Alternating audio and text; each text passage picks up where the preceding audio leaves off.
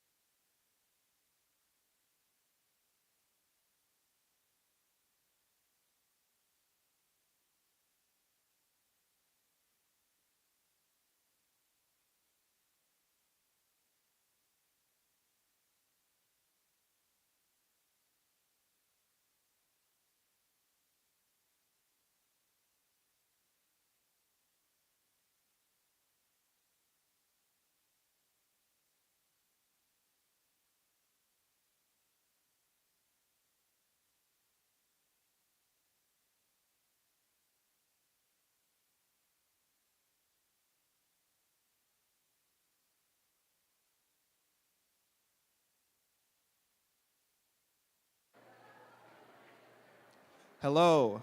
Can I have all the candidates participating in the debate today please come up to the stage? We will be starting in 5 minutes.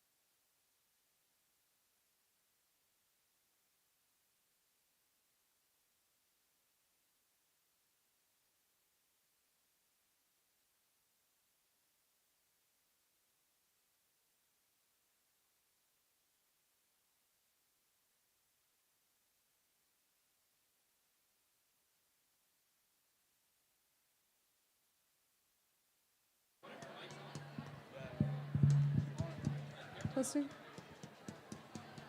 Home, do you want us to turn them off? Yeah, I'm going to keep it off for now. Let's do that.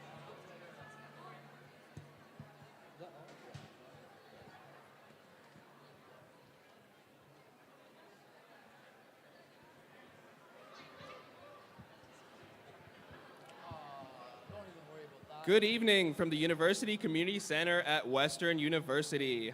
I'm Om Shanbag of the Western Gazette, and welcome to the 2025 USC presidential debate between Kat Henriquez, Mir Khan, Loic Neppert, Noah Matsukawa, Mateen Pajeshki, Marisha Serofim, and Tessa Smith. This debate is brought to you by the Western Gazette, Western University's student newspaper since 1906. The Gazette has designed the format. We'll start with opening statements, followed by direct questions, a question for all candidates, an intermission, a debate period, community questions from the audience, and we will conclude with a final question for all candidates. The direct question period will consist of 3 rounds with 1-minute answers from each candidate. The debate period will consist of 3 rounds with 7 minutes allocated for open debate and rebuttal. I will remind candidates of the rules before we begin each segment. All candidates have agreed to these rules. None of the questions have been shared with the candidates or their campaigns. Good luck to all candidates.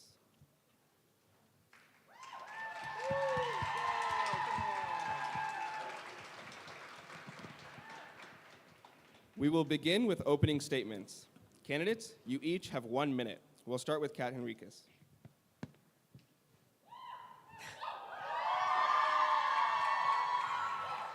All right. Hi, everyone. Hi, everyone here, everyone kind of up here, and everyone back home who's probably like making dinner and podcasting this. I'm Kat, and I'm running for USC president to bring you the kind of USC you deserve. My start in student government was a little unconventional. I lost a friend 3 weeks into my start at Western, and an undocumented absence saved me. And when I learned that Western was taking them away, I ran for Senate to bring that back. And that's something we've gotten to do this year, which I'm really excited about. But I've also worked in the USC. I was a SOF, I was a club exec, a faculty VP, everywhere and anywhere under the sun. And what I've learned is that the USC can do more for you. There's money there to spend, and there's needs that need to be addressed. I'm running to create a USC with ambitious advocacy and expansive programming, a USC where every student goes supported, every need goes identified, and every idea gets heard. Because this is your USC, and we're taking it to the next level. Thanks.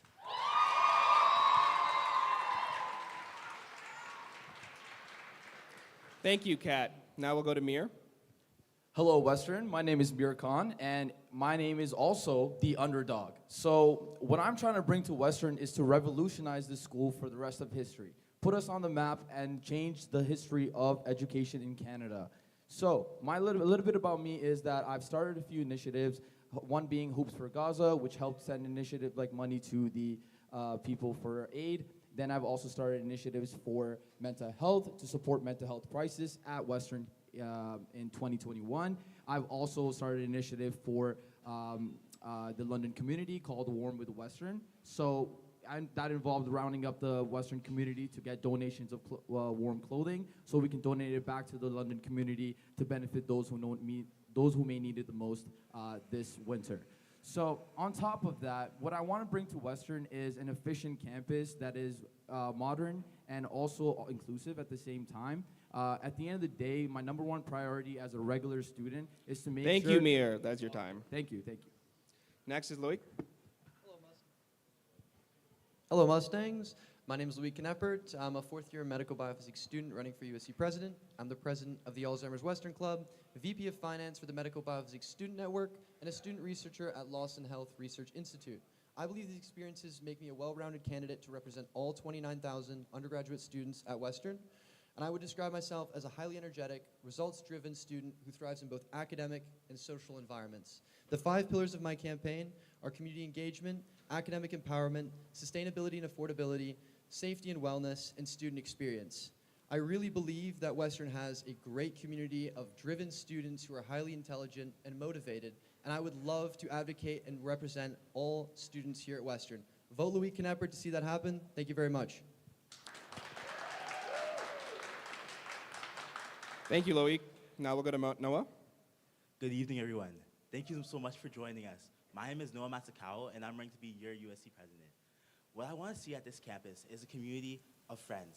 The USC has the ability to support you when you're down, help you out, and really just make this place transform your experience. Through my time with Pangea, where I co-founded and currently sit as a co-president, I've been able to create a multicultural social club where people from all different backgrounds, all different races, ethnicities, sexual identities can all come together and learn from each other and relate from each other. So this is what I want to see at Western. I want to see a community where everybody is able to support each other. So the way I want to do this is with one, transparency, making sure that every single student knows every single thing that this USC has to offer, and as well as with supports. I want to add new supports that students can use to really amplify their experience. So if there's one thing I want you to take away from me is that this university has so much to offer, and the USC is your best friend. Thank you, Noah. Next is Mateen. Hi, everyone. My name is Mateen Pazeshki. I'd like to thank you all for being here tonight. One of the biggest things that I've learned from my undergrad is the value of being engaged on campus. I think something that sets me apart from a lot of the other candidates is that, like many students, I wasn't involved in my first few years here. When I decided to make the change and get involved, I learned that it's not just about, what you can add to your resume or what you can put on your LinkedIn. Being involved on campus helps you to build the social support network that you need to thrive academically, socially, and mentally. This is something that I want to drive forward with if elected as USC president. I want to ensure that as students, you feel empowered to get involved on campus and that you're aware of the opportunities to get involved. Through my time as Health Science Head Sof and Speaker of the USC, I've learned that the USC has the capacity to do this and to make sure that you feel that there's a place for you here at Western. Thank you, Mateen. Now we'll go to Mauritius.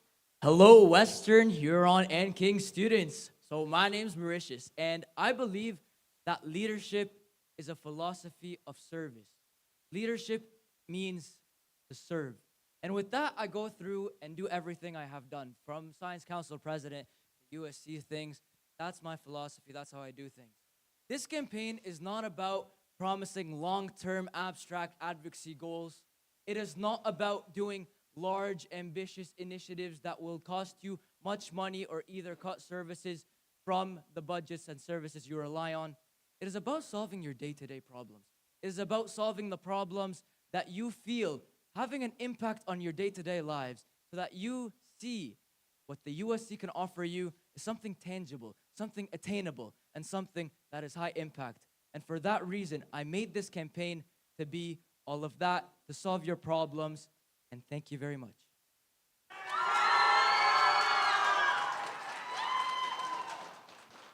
Thank you, Mauritius. Next is Tessa. Hi, Weston. Thank you so much. The reason I'm running for this position is because I have found a community here at Western. I came here with basically no supports. I was an out-of-province student. I didn't know anyone at Western, and I barely knew anyone in this province.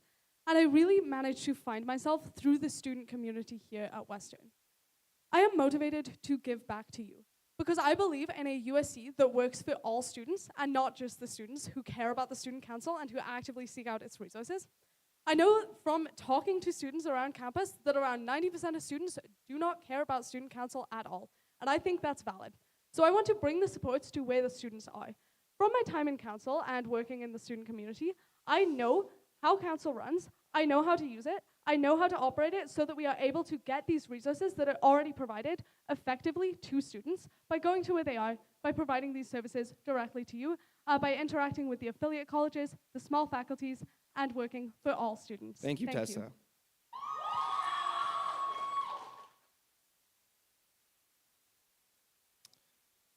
That concludes the opening statements. Next, we'll begin the direct question period. These questions are targeted at each candidate and based on their individual campaign and platform points. You will have 1 minute to answer these questions. We'll start with Mir. Mir, you describe yourself as the underdog, with your primary experience being self-directed content creation and an internship with the Morissette Institute of Entrepreneurship. Why do you feel that your past experiences position you to lead an organization you have not yet been a part of? Thank you for the question. So number one, and most importantly, working at the Murray Center Entrepreneurship as a project coordinator wasn't just a job. It was an experience that woke me up into what an organization takes to run. So I was part of the planning, part of the making sure that the schedule was planned out months in advance, making sure that an idea that was just an idea came to life with a real action plan. And on top of that, I took it upon myself with a group of my friends in different moments in my life to start different initiatives that directly impacted our community on a philanthropic level. So with those experiences in mind, it prepared me to run for a position like this, because not only did I take initiatives in my own life, but at the same time, it taught me how to work with people and what kind of leader I wanted to become.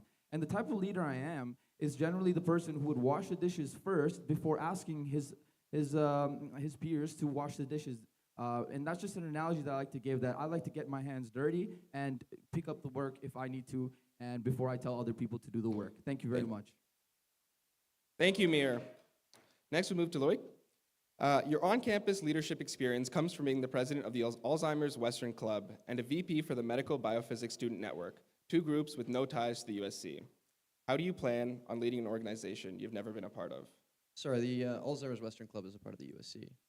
I mean, as in terms of council experience. Oh, council experience? Well, I believe that I've had a very well-rounded university experience, as I mentioned before. I think that I've been involved in multiple aspects of university life, whether that's the club system, whether that's intramural sports, whether that's doing research at the lab. And I've been able to meet a lot of different people in these different environments and situations. And I'm someone who loves to talk to people. I love to understand people's point of view, people's issues. And throughout my 4 years, I've always asked people how they find Western, why they came here. And I feel like that makes me a good candidate to represent the students. I don't think that we necessarily need council experience for that. I believe that just being involved in student life, aware of issues that are important to students at Western, I believe that makes me a qualified candidate for this role. Thank you very much. Thank you. On to Noah. You do not have any platform points that reference advocacy. As a past Ontario Undergraduate Student Alliance delegate, why haven't you identified any external advocacy objectives? Yeah, so thank you for this question. So to address this question, I had the opportunity to go to the Ontario University Student Alliance General Assembly in Brock University this past fall semester. And what I've learned from this is the process of advocacy is a difficult process. It's a process that requires consultation with the peers, which I've been able to do throughout my process of going to run this campaign. And with that, I've learned about so many advocacy priorities. Housing, affordability are some of the top priorities I've heard from my consultations. And with this, I'm going to use this to drive my advocacy throughout the year. However, I found from a lot of students, they felt like their past university student council presidents have promised them housing and rent control. So what I decided to go with is making sure that I'm advocating for them when in the role. However, I don't want to promise that there will be changes. I don't want that to be representative of what the role will be. Thank you, Thank Noah. you so much for this question. Next, we'll move on to Mateen. Many of your platform points are based around advocating to Western and external groups, or would require advocacy to achieve. Why do you think devoting such a large portion of your resources to advocacy is the best use of your time as USC president? Yeah, thank you for the question. I think one of the biggest things to keep in mind when we're thinking about advocacy is that these initiatives aren't something that will just happen like that. You have to start, and you have to work to advocate to Western, whether it's to external organizations or Western. These things need to start now. The reason for this is that we're trying to see a long-term vision. We're trying to look beyond just what can we do in the next couple weeks. We're trying to see, what are the different changes that we can make? And realistically, if you look at only the things that you can do as within the scope of USC president, there's so much more that we can do for students. And I think that it's through advocacy and working with Western that we can utilize our resources to share a common goal, which is supporting students. Thank you. Now to Mauritius. Your full platform is 55 pages with 48 dense and detailed points. Why do you feel like this is an effective way to present your campaign to the average student who has little knowledge about the USC? I appreciate that question so much. So what we actually did is we released two forms of the platform. We released a short form platform and a long form platform. What you're referring to is our long form platform. It is 55 pages. It is long. The short form platform is meant to capture students' attentions and get them. Each point is under 100 words. That way they could understand what I'm trying to run on. The long form platform is to show them the plan I have in place, the problem, the reasonings, the solutions, the research we have done. That way they know upon taking office, we have a plan. We have looked at the bureaucracies. We have done the research. We have seen what is feasible, what is in the jurisdiction, and what I could advocate on and act upon. So we did release a 55-page platform. That is our long-form one. But we did advertise the short-form one much more because that's what gets people's attention and is more digestible. The long-form one is simply to show them the research and to make them know we have it there for them. Thank you, Mauritius. Tessa, you joined USC as a USC council member this year for the first time and have sat in council for a few months. You describe your knowledge of the USC as a strength, but with less than a year of knowledge about council services, how will you make informed changes within the student governance system? Thank you. I have a few points on this. First of all, I have sat in council, and in my duties as a counselor, I've talked to a lot of other counselors, I talked to other student leaders, and I have engaged with the USC and learned how it works that way. I've also done extensive consultations when I was preparing my platform for president because I wanted to make sure that it was well researched, that I had talked to people from all over student leadership. So I talked to people from all over campus, learned what the actual issues were, and tried to research it that way. I think my experience in council is easily enough that I understand how this organization operates. I would know how to run it, but I also want to emphasize the validity of my perspective as somebody who hasn't been in council for the entire time. As in, I understand how council works, but I also understand the average student experience as somebody who wasn't in council the entire time. And I think that perspective is incredibly valuable as a candidate who is running to represent all students and not just those who are interested in council. Thank you. Thank you, Tessa. Now to Kat. Throughout your university career, you've held various positions as a student politician in the Board of Governors, Western Student Senators, and the USC. What do you feel is not working in student politics? Thanks for the question. I think for me, there are a lot of things that are working. Don't get me wrong. I think the work that I have done on the Board of Governors engaging with Western administration is a huge asset to my campaign because I know what makes them tick and I know how to make things happen. I think the Western student senators do incredible work in academic policy. I ran on getting undocumented absences back, and we were able to do that. But I think what doesn't work is a lack of ambition. I think a lot of people see ambition as infeasible. I think a lot of people see, what can't work, and a lot of campaigns are telling you what's not possible. But I'm telling you, I sat on the board of directors and I've seen our books. I've overviewed our investments. I've worked with Western and gotten advocacy done.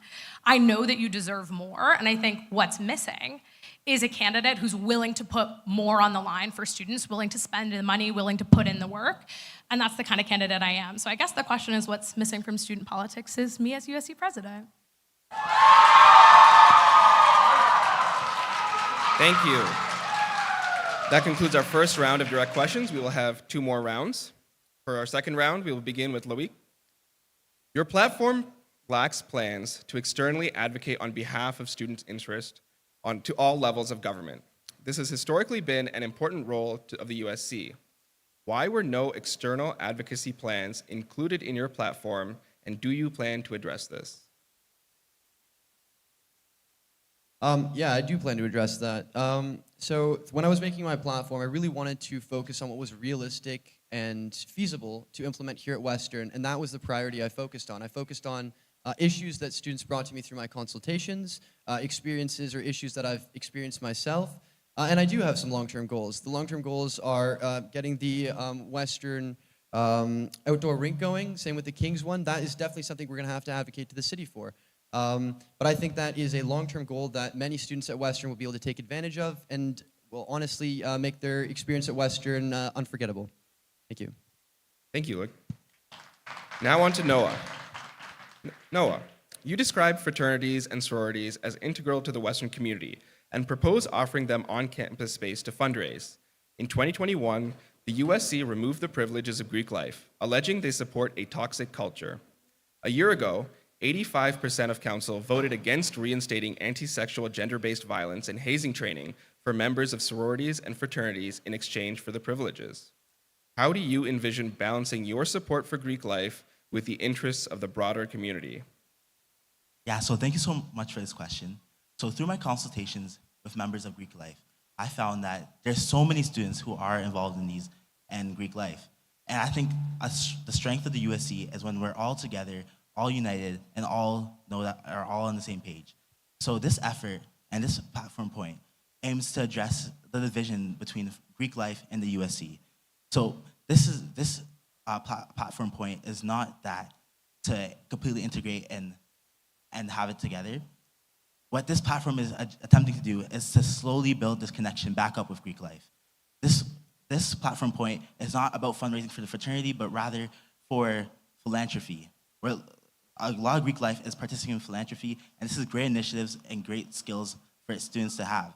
So what I want to do here is allow students who are in Greek life to be able to come to campus and feel welcome and feel like I'll be there for them, and this USC will be there for them.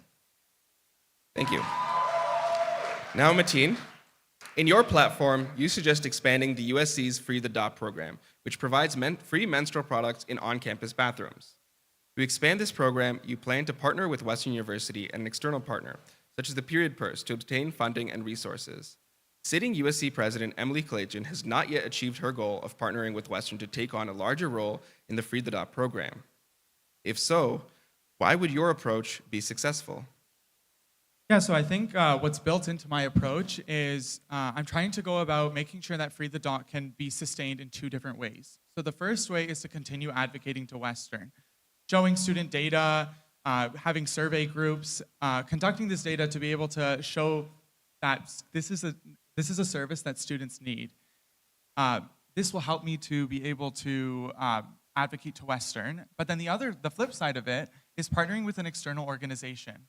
Realistically, if Western doesn't want to work with us to sustain Free the Dot, we need to come up with a solution because it is essential that students have access to free menstrual equity products on campus. So how I plan to go about that is partnering with an external organization such as the Period Purse. This will provide us the resources to continue to allow students to access these resources on campus. Thank you. Now, Mauritius. An important function of the USC is improving student experience through programming. One of your 6 pillars is campus culture and engagement, but this includes few student experience items. If all your other pillars are strong, why did you opt to exclude any events, particularly considering the length of your platform? Another wonderful question. So, the USC currently has many beautiful events, from big artists coming, concerts, indoor skating rinks, rollerblading. I love it. I'm a Mustang. I love our social events. We have much, and I plan on continuing them. But I'm not planning on introducing new ones next year right away. The reason being there are many current problems on campus that need to first be addressed, many that may require financial resources. If I were to introduce large-scale events for community engagement, that would mean I would either need to shift money from the budgets, I would need to either increase the ancillary fees from the USC side, or a referendum might even need to be held just to be able to suffice such a large-scale introduced programming. So I plan on continuing all the campus engagement things we have, but I don't plan on introducing any large-scale ones until we fix the problems we have here on campus. Thank you, Mauritius. Tessa, your platform lacks novel ideas, often recycling existing USC initiatives.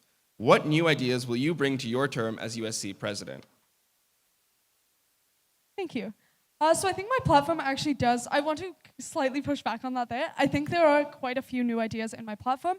A lot of the ones that appear to be similar to existing USC initiatives are different in one key respect, because they actually access students better. So for example, I'm not just pushing like a possibilities fair to be the same as the careers fair. I'm pushing a possibilities fair that expands the horizon of what students know is available after school. So my possibilities fair idea is just by having a bunch of booths about all of the different options that you have after university, and like allowing students to see all of these different options rather than just something like a careers fair. I think a lot of my platform points also, this makes them more feasible, that they are kind of similar to like something that is done initially, or they are quite like easy to implement, won't require a ton of like budgetary changes. This means that I am just able to support students more where they are based on my consultations with people, based on what people have told me they need, not just on the USC's existing ideas of what like might Thank you, outdated Tessa. be necessary. Thank you. Now on to Kat. Kat, in your platform, you propose several big-ticket items, like a multi-day music festival and a Western Stampede, that would require extensive USC resources. What areas of the USC budget will you cut from, or will students be paying more to fund these initiatives? Hello? Oh, there we go. Great question. The answer is none of the above, and I'll tell you why. So I was chair of the USC's board of directors, which means I've looked at our financials, I've looked at our investments. And then the way that the USC's funding works is the more students who are on campus, the more money is going into the USC. We have more students than ever before on this campus. And also in 2020, the university shut down, as did the USC. We've slowly been building back our programming over the last 4 or 5 years, but we haven't gotten to the heights that we were at before, and we're not going where I know we can go. So there's money in the budget, and I know that because I've checked over all of my big ticket items with the COO of this organization. So the most up-to-date financials say we can do it, and I'm gonna get it for you. Thanks. Thank you, Kat. Now on to Mir. Your platform only features a total of 7 ideas. Why do you feel that this is an adequate vision for your 1-year term in office as USC president? Thank you so much for that question. This is probably the most important point about why and what I symbolize as a candidate here on the stage. So the first thing I want to emphasize is that I would encourage the student population to read the progress reports that have come out the past 2 years of each of the presidents. Wonderful people, wonderful goals, but under-delivered by a large scale. So that is an issue for a regular student at Western when we trust the people that run for presidency and they tell us a plethora of reasons as to what they're going to implement, promise a bunch of different groups, multiple different things, and then when they come to office, they realize that number one thing is there's a backlog of stuff that you have to deal with, there's current problems that you have to deal with, and there's day-to-day problems that you have to deal with. And on top of that, you have to implement the 40 points that you establish to the general public to get elected. And that's why we oftentimes you'll see people will under-deliver. So what I did was I kept 7 simple points, big scale changes, making sure the entire public gets, student population gets affected. Thank you, Mir. That concludes our second round of direct questions. We will now begin the third round, starting with Noah. Noah, your Mustang Munches Soup Kitchen proposal is a unique way to address student food insecurity by providing free meals of bread and soup. You include plans to scale up the program following a referendum. How will you ensure this program's longevity, and how will you evaluate its success? Yeah, so thank you so much for this question. This is one of the platform points I am most proud about. Food insecurity is a great issue, is a grave issue, sorry. With currently Kingston, Toronto, and Mississauga all declaring that food insecurity is now an emergency. So now more than ever, I'm so passionate to pitch this and propose this program to the Western community. So after consultations with McMaster, I've been able to learn more about how their program is running. I've been able to consult with our current VP Student Services and learn about the feasibility of this. So I think the most important thing is that when proposing this referendum, we really showed students what the benefits are. I want to provide more than 500 students with free meals every day. I think this is something that every student could value, and especially those who are in need. So if you are food insecure, just know that I'll be there for you. Thank you, Noah. Now, Mateen, you hope to expand mental health services by advocating to increase the hours of operation of Western's existing on-campus services. You do not propose expanding the amount of coverage under the USC's Purple Care Insurance Program, which is under the USC's jurisdiction. Students have reported that they can only access 5 counseling sessions with the amount currently allotted. Given this, why do you feel your proposal is the best way to support student mental health? Thank you for the question. The reason why I felt that it was best to expand the mental health services that Western offers is because in consultations with the executives, I've learned that Western wants you to go to their resources. They want you to focus on going to them before the USC. And while I think that the USC can share a lot to support students, if they want students to go to them, they need to expand their services. As a health sciences student, I've learned that the biggest thing with mental health is that you're not going to necessarily be in a crisis between working hours. You will need support at night. You will need support in the middle of the day. So working with Western to expand their services would help to better support students because it can both engage more mental health counselors, but more support for students. We need to make sure that students not only feel supported by Western, but know that they can access these services regardless. Thank you. Thank you. Now for Mauritius. Many of your platform points propose the creation of a forum, new tool, consultations, or roundtables over immediate solutions. How do you feel your approach will effectively create results that impact the average Western student, considering the time constraint of a one-year term? Wonderful question. So, I do propose a lot of tools. I do propose a lot of working groups and roundtables. And all of these things are primarily a matter of organization, needing someone to just set them up. None of them really require much finances.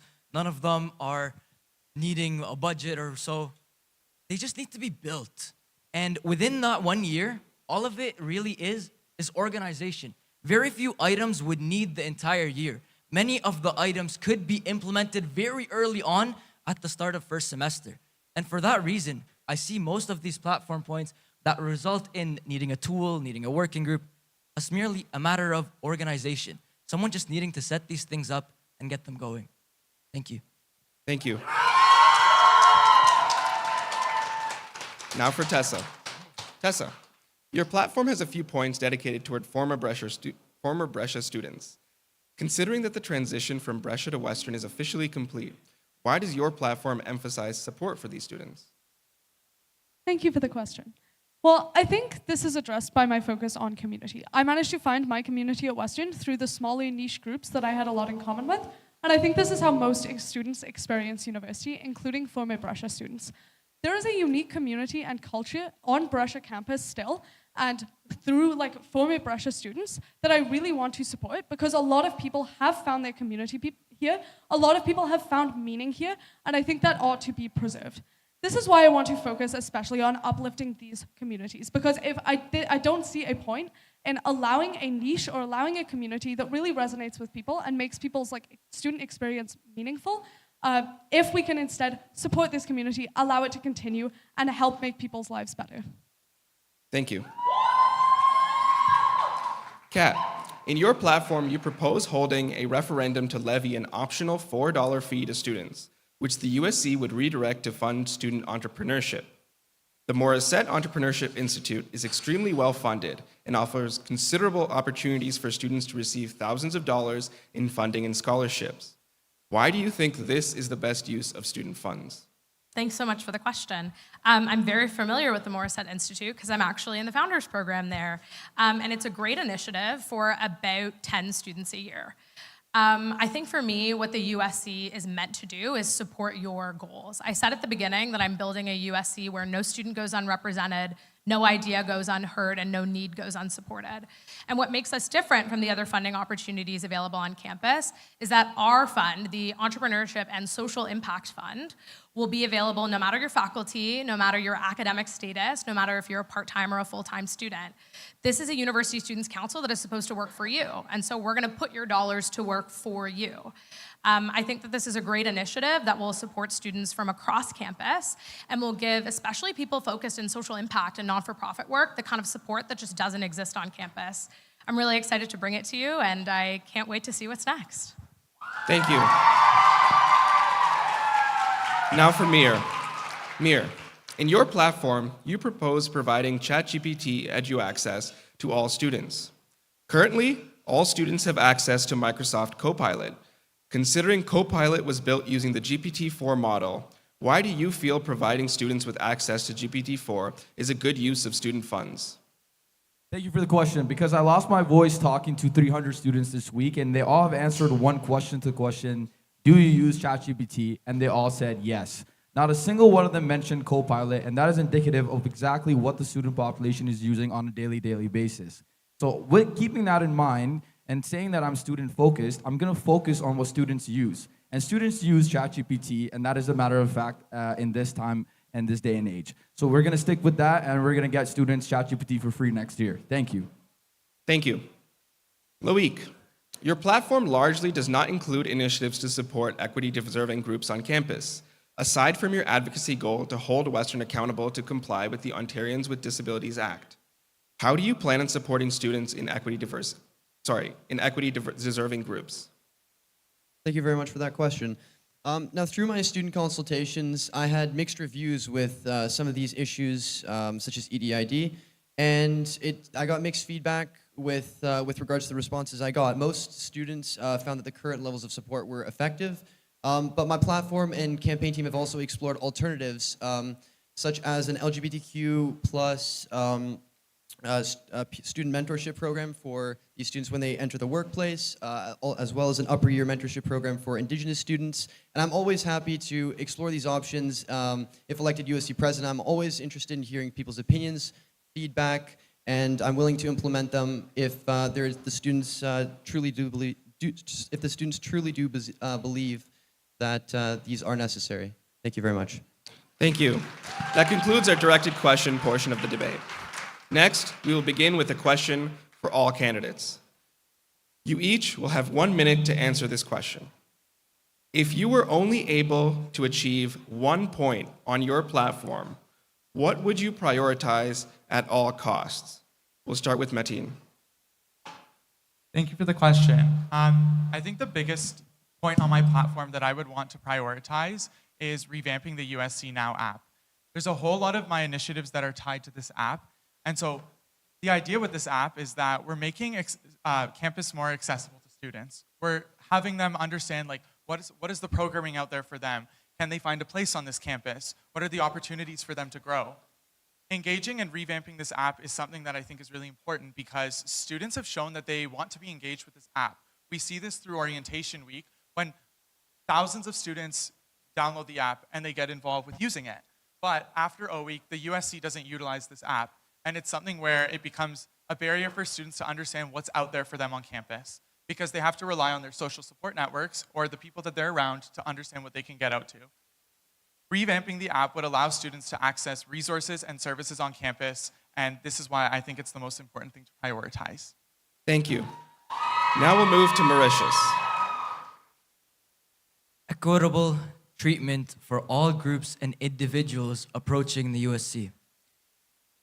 Throughout the past years, some groups approaching the USC, individuals, clubs, and people, when they approach it, they've reported seeing that the USC sometimes treats certain groups with preferential treatment over others. I'm not a fan of that. I'm for each group being treated in an equitable manner. I want more objective guidelines for event approvals, more objective policies for how to treat each and every individual on this campus equitably in a way that doesn't discriminate each or every person. It would be equitable treatment for all groups, regardless of who they are. That would be the one thing I would keep and do right at the start. Thank you. Thank you, Mauritius. Next up is Tessa. I think it would definitely be strategic promotions because currently the USC has a lot of services that students are forced to seek out in order to access. I think even the fact that there are this many candidates on the stage indicates that a lot of students feel like the USC isn't adequately working for them, that there is a lot that they would like to change about the USC. But I think if I can only choose one thing, it wouldn't be any of the new platform points or any of the new events that I would run. It would be just making sure that the services that already exist, that are already funded, that students are already paying for, are actually getting out to students. So getting out, boothing where students are, talking to students, disseminating this information through faculty councils, through clubs, through staffs, through the areas where students are already interacting with, through the social circles that students are already in, and being able to make sure that people at least know that these resources exist and know that they can access them. And this will allow people to better engage with the USC, to actually get the things that they are paying for when they pay their student fees. Thank you. Thank you, Tessa. Next, we will go to Kat. Thanks so much. I think if there was one thing that I could do, it would 1,000% be the USC's Take Back the Night. which is my approach to addressing the culture of sexual and gender-based violence on this campus.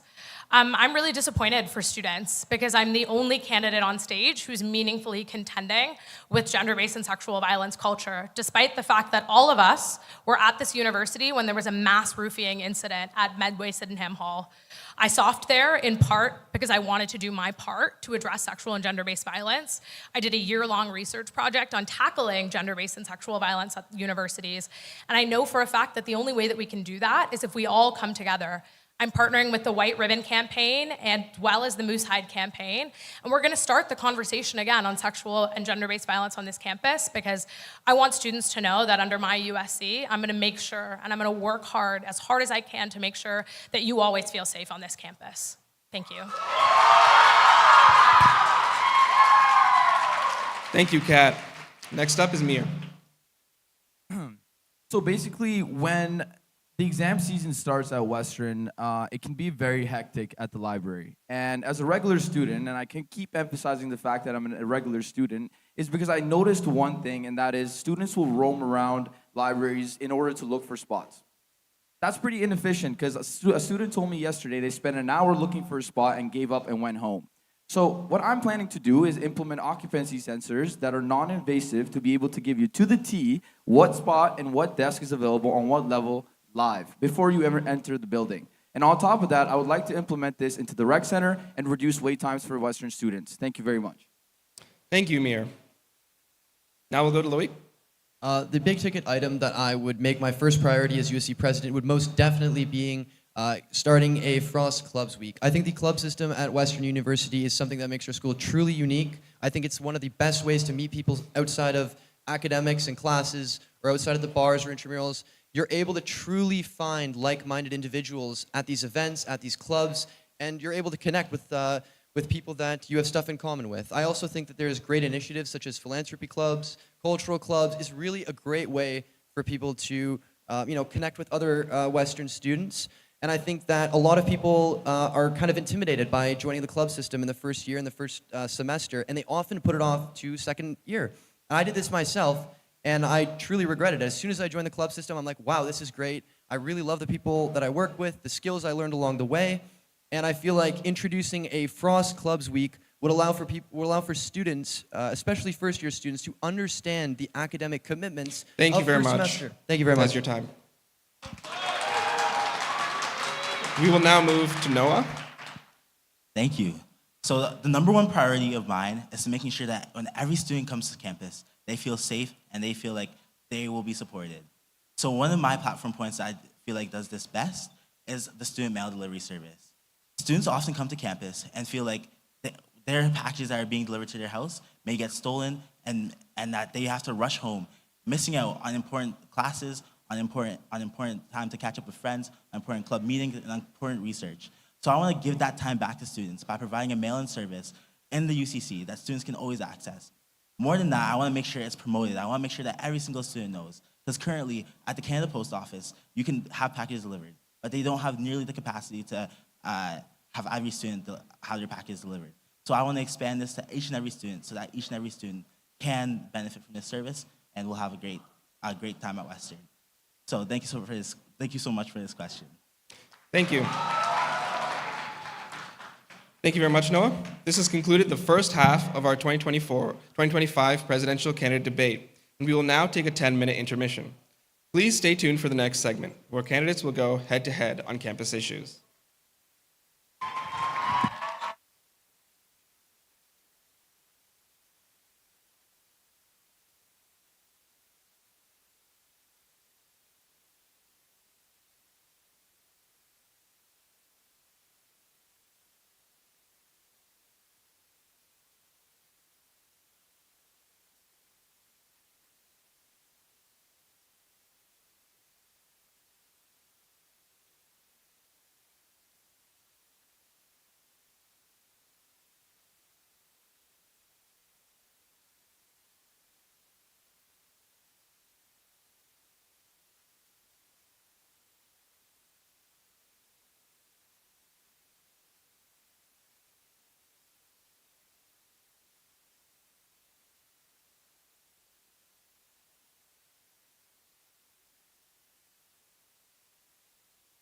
debate that he said that this.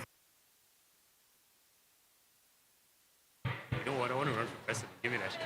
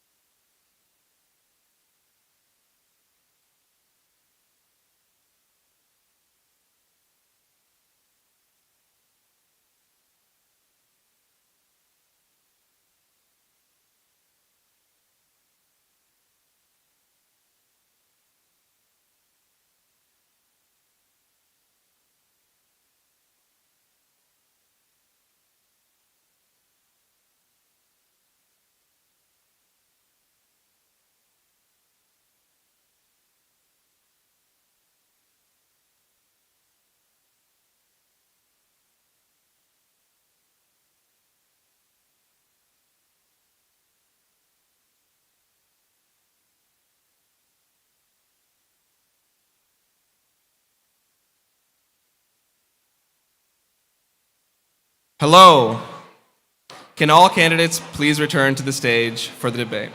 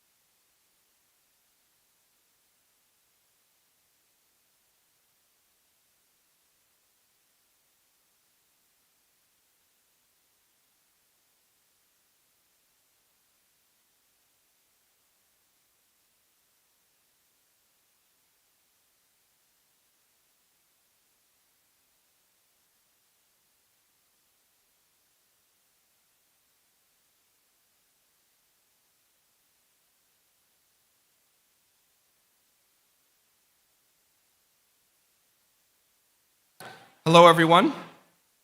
Please take your seats as we enter the head-to-head portion of our debate.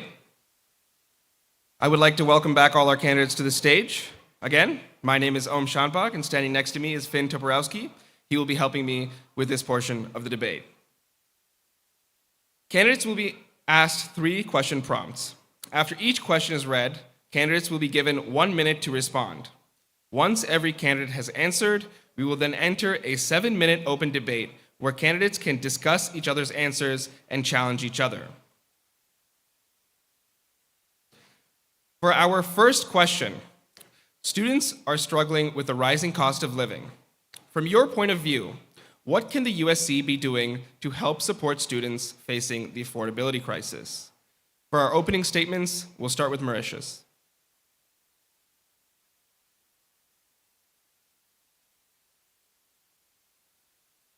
Thank you very much for your question. So, to begin with, one of the things I do suggest is a food collection and redistribution program. Now, this is something similar to what Western's already doing in the residences, but what I'm proposing doing is doing it with the Spoke and the Wave. The food that is sometimes after catering left over, there's a lot of it, sometimes it's untouched, it's clean. We could start a notification-based systems where people opt in and then they could get notified of where to collect food.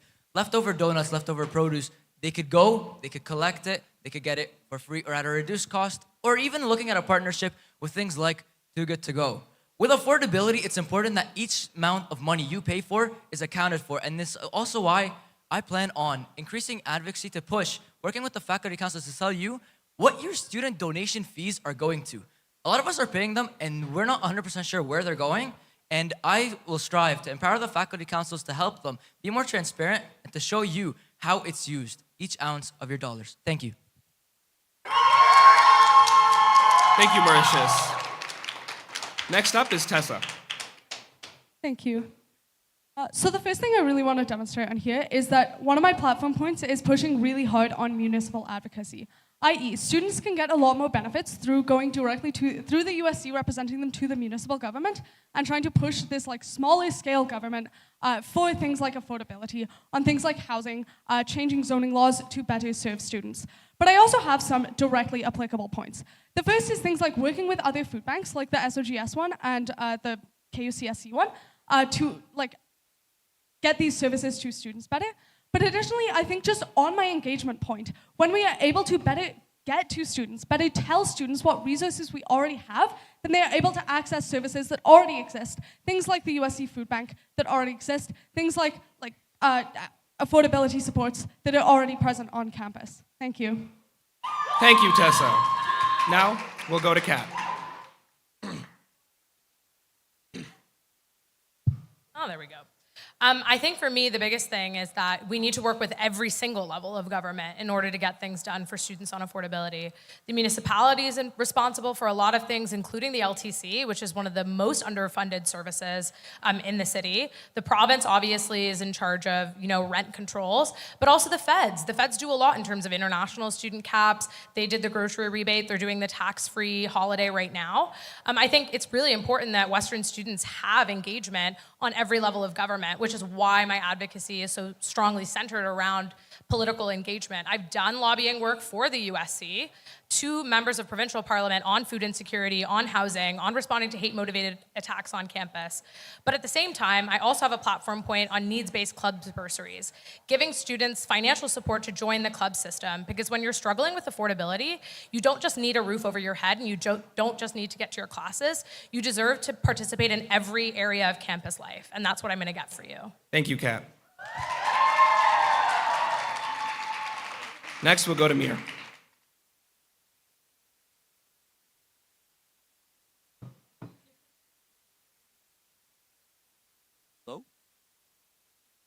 Hello. All right, we're good. Start the timer now. All right. So currently, I'm in the position right now that I'm looking for a house potentially for next year. And the biggest concern that I'm dealing with right now is the fact that it costs $1,000 for a bedroom. So I think in order to fight for students' rights, we should definitely focus on rent control. That's number one. Number two, students come to the UCC to relax, to wind down, and talk to their friends, and also eat food. So whatever the food options are at the UCC should not take advantage of the fact that students use this place to chill, and they should reduce the prices so that in order for students to be able to afford better food, and food should not be more expensive than food available outside in the London community. And I think those are two important things to focus on, and I would really enjoy being in office and getting the surveys as to what and how the most important parts of the students' concerns when it comes to affordability. Thank you very much. Appreciate it. Thank you, Mir. Now we'll go to Loic.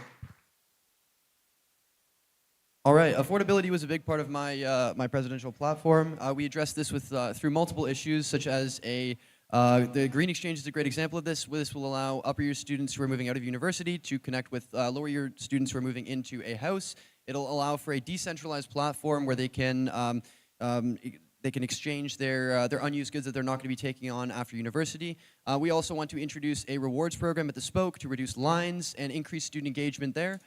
We also want to provide affordable beverages at the Spoke, while also addressing the underlying safety concerns that have come up in the past.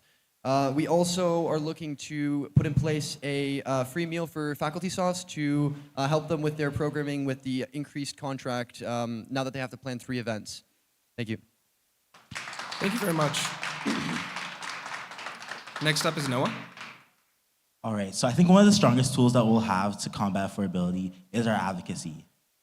However, closer to home, I think one thing on my platform that will help address affordability is my Mustang Munches program. With my Mustang Munches program, I think as a student, I'd be very benefited from this program. Going days where I miss breakfast to go to my 8:30 classes, I struggle to eat during the day. Not being able to afford the food at the Spoke on some days has been a struggle for me. So I want to implement this program to have meals for each and every student who's in need. My Messing Munches program would be operated with the wave and allow students to have free soup and bread at the Messing Community Room. So moving forward, a way that I want to address food insecurity and affordability on our campus is the Mustang Munches program. Thank you. Thank you, Noah. Next up is Mateen. So housing and affordability are two of the biggest issues that we face on this campus. One of the biggest things that I want to do to support students with housing is launch an off-campus housing information campaign, where students can grow aware of a lot of the resources that Western offers to support students in navigating things such as rent increases or tenancy laws. Along with this, a big part of affordability on campus is access to food that we have. One of the biggest initiatives in my platform to address this is implementing Too Good to Go as the app for the Spoke and the Wave, and this would be a pilot project. So the idea is that we can use and reduce the food waste we have to make cheaper options for students on campus. Additionally, this would be a pilot project because then we can see, is this effective and is this working? So we can advocate to Western to see if they would be willing to integrate this program into their campus eateries. Thank you. Thank you. We will now enter a period of open debate. To start, Mauritius, you have the floor. I'll mention two things that I wanted to add. So Rico at Western is something I want to bring over here. It's something that I actually started, and it's an initiative that myself and Noah actually found out about during USA, and all the USA delegates went, and we wanted to start it up. It's a great initiative where you get a lab coat after second year, where you just have it, you come, you bring it, we clean it through the sustainability fund, and we could recycle it, give it to you for free instead of spending $20, $30, $40 on a lab coat. I think it's something great that I want to start up. It's something that I actually did start up, started working on it with deans, departments, and administration, and then tried to partner with the USC on it this year. But Thank you very much, Mauritius. Thank you very much. We will now move to Tessa. Thank you. I want to address something that Kat said earlier, where I really want to emphasize the importance of municipal over federal and provincial advocacy. I do not believe we should stop federal and provincial advocacy. These are efforts that will continue under any USC president that is elected. What I want to do is focus on the issues that are very close to home. Because Western University is a huge part of the London community, and so the London municipal government is quite likely to be much more willing to listen to us and to our specific needs than the federal and provincial government ever will. I think, the provincial government isn't going to reduce student fees within a year. It's not going to help with student fees that fast. Thank you, Tessa. So I think that we is can your get time. faster change. Thank you. Thank you. Next up, we'll have Kat. For sure. I want to make a quick correction. Federal advocacy actually won't continue under every USC president. For those of you who don't know, the USC loses its federal representation as of May 1st, 2025, and I'm the only candidate on stage with a plan to make sure that your voice is represented in Parliament. Especially when we're facing an impending federal election, it's huge that student voices are heard. Second thing that I want to mention is I was actually at the USGA where RECOAT was discussed as well. Mauritius might have forgotten because I was there actually supporting the delegates in my role as AVP External Affairs. And we've worked with Western and the USC and deans as well to kind of get this done. So yeah. Thank you very much. Mauritius, would you like to respond? Yes. So we did start this over on the SSC, and the USC had actually started it in tandem. One of the AVPs there had started with getting work, and upon reaching out to SSC, we did collect resources. We partnered. We gave them information through the department's contacts that we got. But upon providing that information, we never heard any follow-ups. It completely hiatused, and we were not able to bring this initiative forward this year, which is why I always want to co-opt co-creational approaches in everything that USC does to be able to credit individuals, groups, and really show the students' work and give them credit for it. Thank you. Thank you.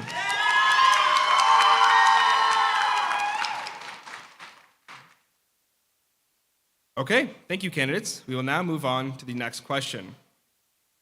All of the candidates for the USC presidency have a wide variety of leadership experiences. Why do you think that your specific leadership experience is the strongest one to have for USC's top job? For our opening statements, we will start with Tessa. Thank you. Yeah, so I think really the kind of experience that you're looking for in a USC president depends on what priorities you want to see from that USC president. I want to point primarily to my experience as president of the Debate Society. There they are. Where I really worked on, I am the top person at the Debate Society, having to coordinate a group of VPs in order to provide resources and services to all of the students underneath. So the reason I think this is specifically applicable and beneficial is because one of the things that I've had to deal with is significant budget issues. We came into this year without much of a budget, and I managed to work with the VP Finance to do a lot of planning, basically just the two of us, not reporting to anyone above. And we managed to actually be able to end this year on a huge profit, it looks like we're going to do. So I think that kind of leadership, as well as the way that I've been able to build an effective culture that has been able to inspire people, that has been able to uplift people and help them build their skills, this is really the kind of skill set that I want to bring to the USC. Both the effective governance and organization, as well as the culture. Thank you. Now to Kat. I got to turn the mic on earlier. There's a lot of great experience on stage tonight. You've got faculty, council executives, you've got club executives, you've got softs, you've got people who've worked at Morissette. But I've done all of those things. And I've also been a senator. I was on Western's Board of Governors, one of 2 students elected to that body. And I was the chair of the USC. And so I've got a real big depth of experience. I've been able to connect with a lot of you in the audience here today and at home about the issues that you're experiencing. But I think what makes my experience unique is I've worked on so many teams across this campus, and students really know their own needs best. On stage, you have a ton of people who have run consultations, for 3 months building their presidential campaigns.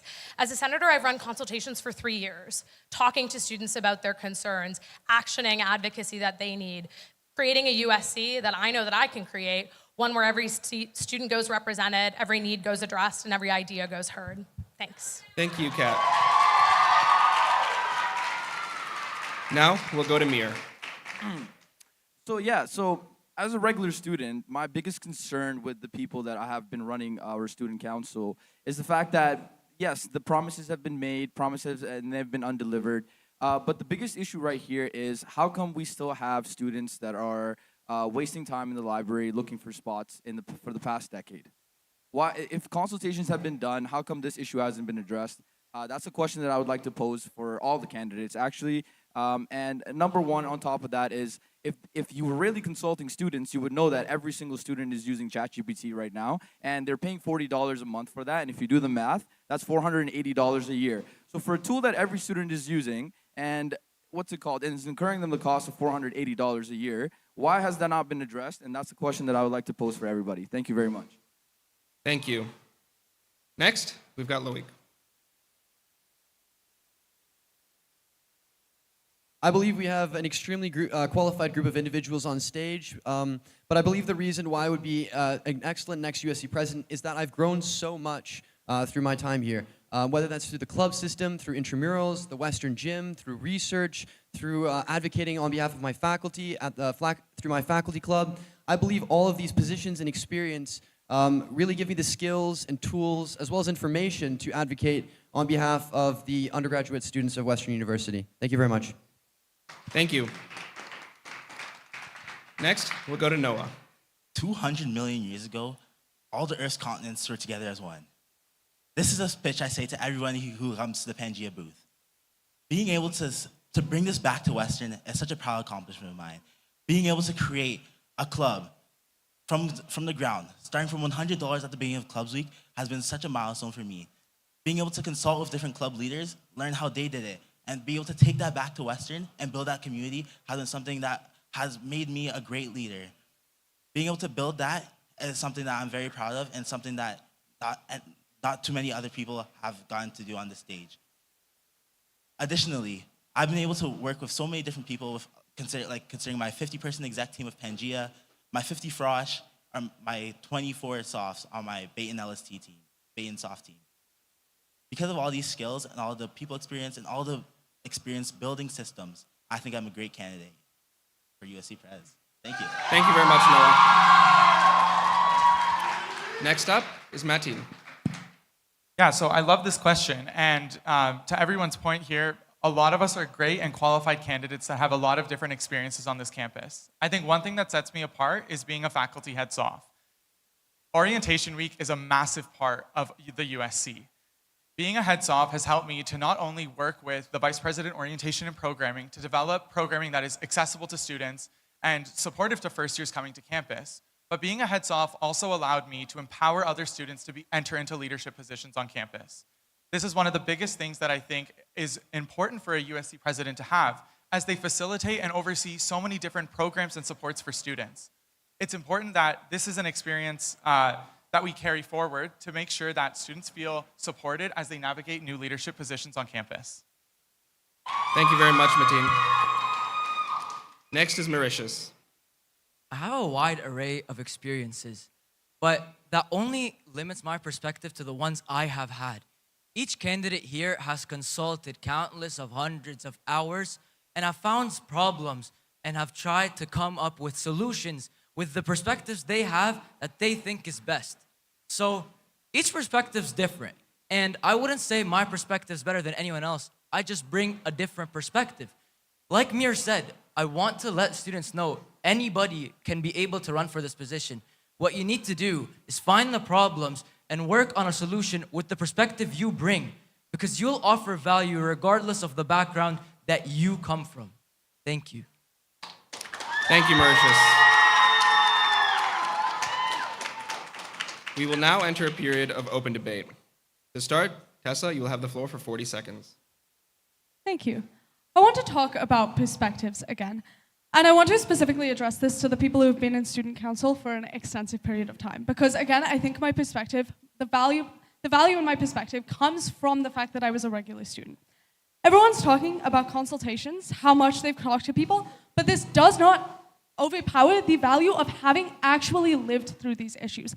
Having been a student, having experienced the fact that I cannot access all of the USC's resources because I simply don't know about them.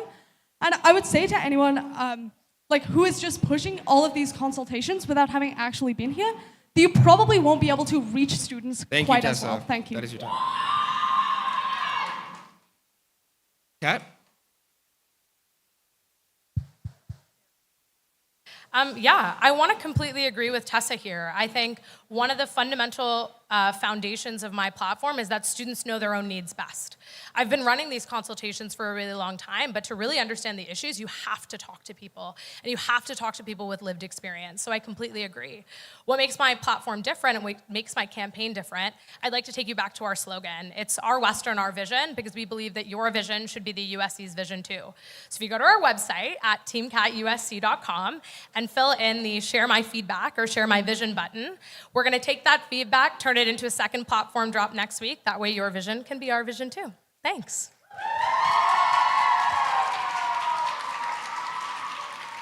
Thank you, Kat. Tessa? Yeah, Kat, I just want to gently call you out a little bit there. You've done a lot of consultations. You say you're addressing what students need, but in my consultations and in my experience as a student, a lot of people are pushing affordability. They are struggling to pay tuition. They are struggling to buy food. And yet you say on your platform that you want to raise student fees to fund a project that would only benefit very few students. How does this align with the fact that you are claiming to represent all students and the needs of the wider student community? Can I ask a question first? Thank you, Tessa. Can I ask a question? I was just It's your wondering period. what platform point you're referring to. Sorry. It was specifically the one that we were talking about earlier, the grant program, and you say you want a referendum on a $4 fee increase. For sure. No, happy to answer this question. I don't think it's a waste of student fees at all to support the initiatives that you all have. It's an optional fee, costs about as much as a spoke coffee, and it's something that you can choose to support. You can choose to support innovation on campus, or you can choose to keep your dollars to yourself, and I'll support you either way. And I think for me, affordability is huge. That's why I'm spending USC dollars that you've put into this organization, into the programming you deserve. That's why I'm doing municipal, provincial, and federal advocacy to get you affordable housing, to get you rent control, to get you the kind of support and the life that you deserve here on this campus. Thank you. Thank you, Kat. Next, we'll go to Mir. Yeah, I just want to make a quick comment. No more fees. That's all I have to say. Thank you very much. Now we'll go to Tessa. Yeah, I agree with Mia there. And the other thing, you talk about an optional fee. However, a lot of people don't know how to opt out of this fee. This is another issue with where the student council isn't addressing the actual issues that students have. As a student, I didn't originally know how to opt out of fees. It's a difficult process, and I honestly think that if this is that easy to opt out, the vast majority of people would opt out of it, and you wouldn't be able to fund the program anyway. So, Thank you. To Kat now. Yeah, I mean, as USC president, I'll teach you how to opt out of fees. I had to learn it myself from my SOF, and I can teach you too now as a SOF as well. And I think for me, supporting innovation on campus is huge. It's really important. You guys have really good ideas on how to change the world, on how to change your communities, on how to bring businesses and economic revitalization back to Canada. That's the kind of thing that I think is worth spending money on. I kind of think that's the end of my answer. Thank you. Thank you, candidates. We will now move on to the next question. Western consistently sees only around 25% of undergraduate students vote in USC elections. Each of you propose ideas to increase student engagement in the USC.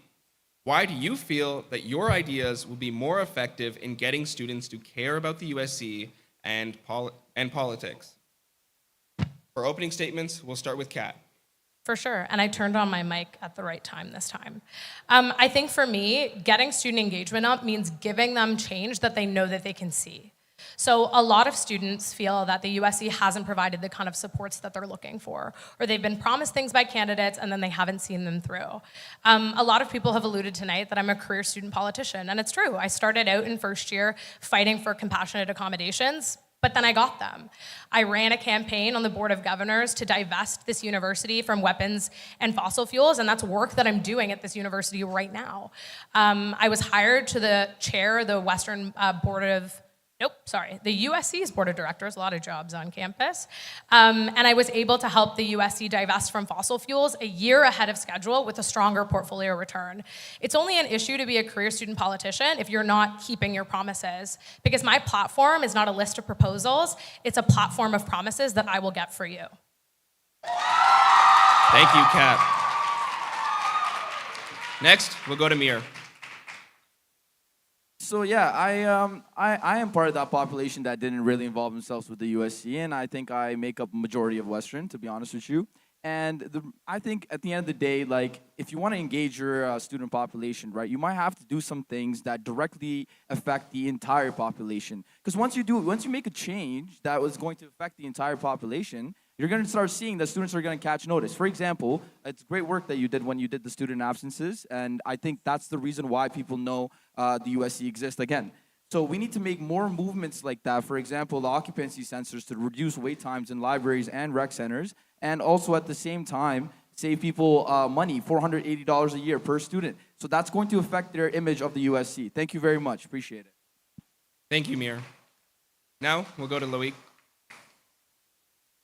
Right. Now, to address the low student voter turnout, my campaign team has focused on creating attractive campaigning strategies to get students engaged and excited about this election. This is all something that all students at Western should, they should participate in. This will affect the current policy state of the USC and how students are supported and cared for by the student union.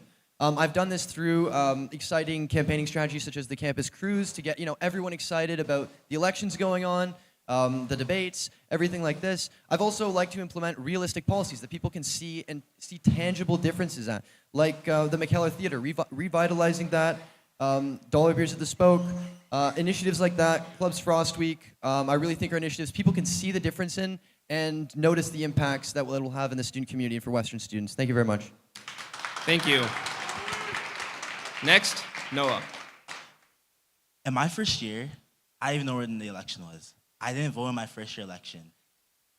So, taking from that, I think what I didn't have interaction with, especially during COVID, was knowing the services that the USC offers, knowing where and what and how the USC can help me, because I could have used so much support from the peer support service or the food support service in my first year.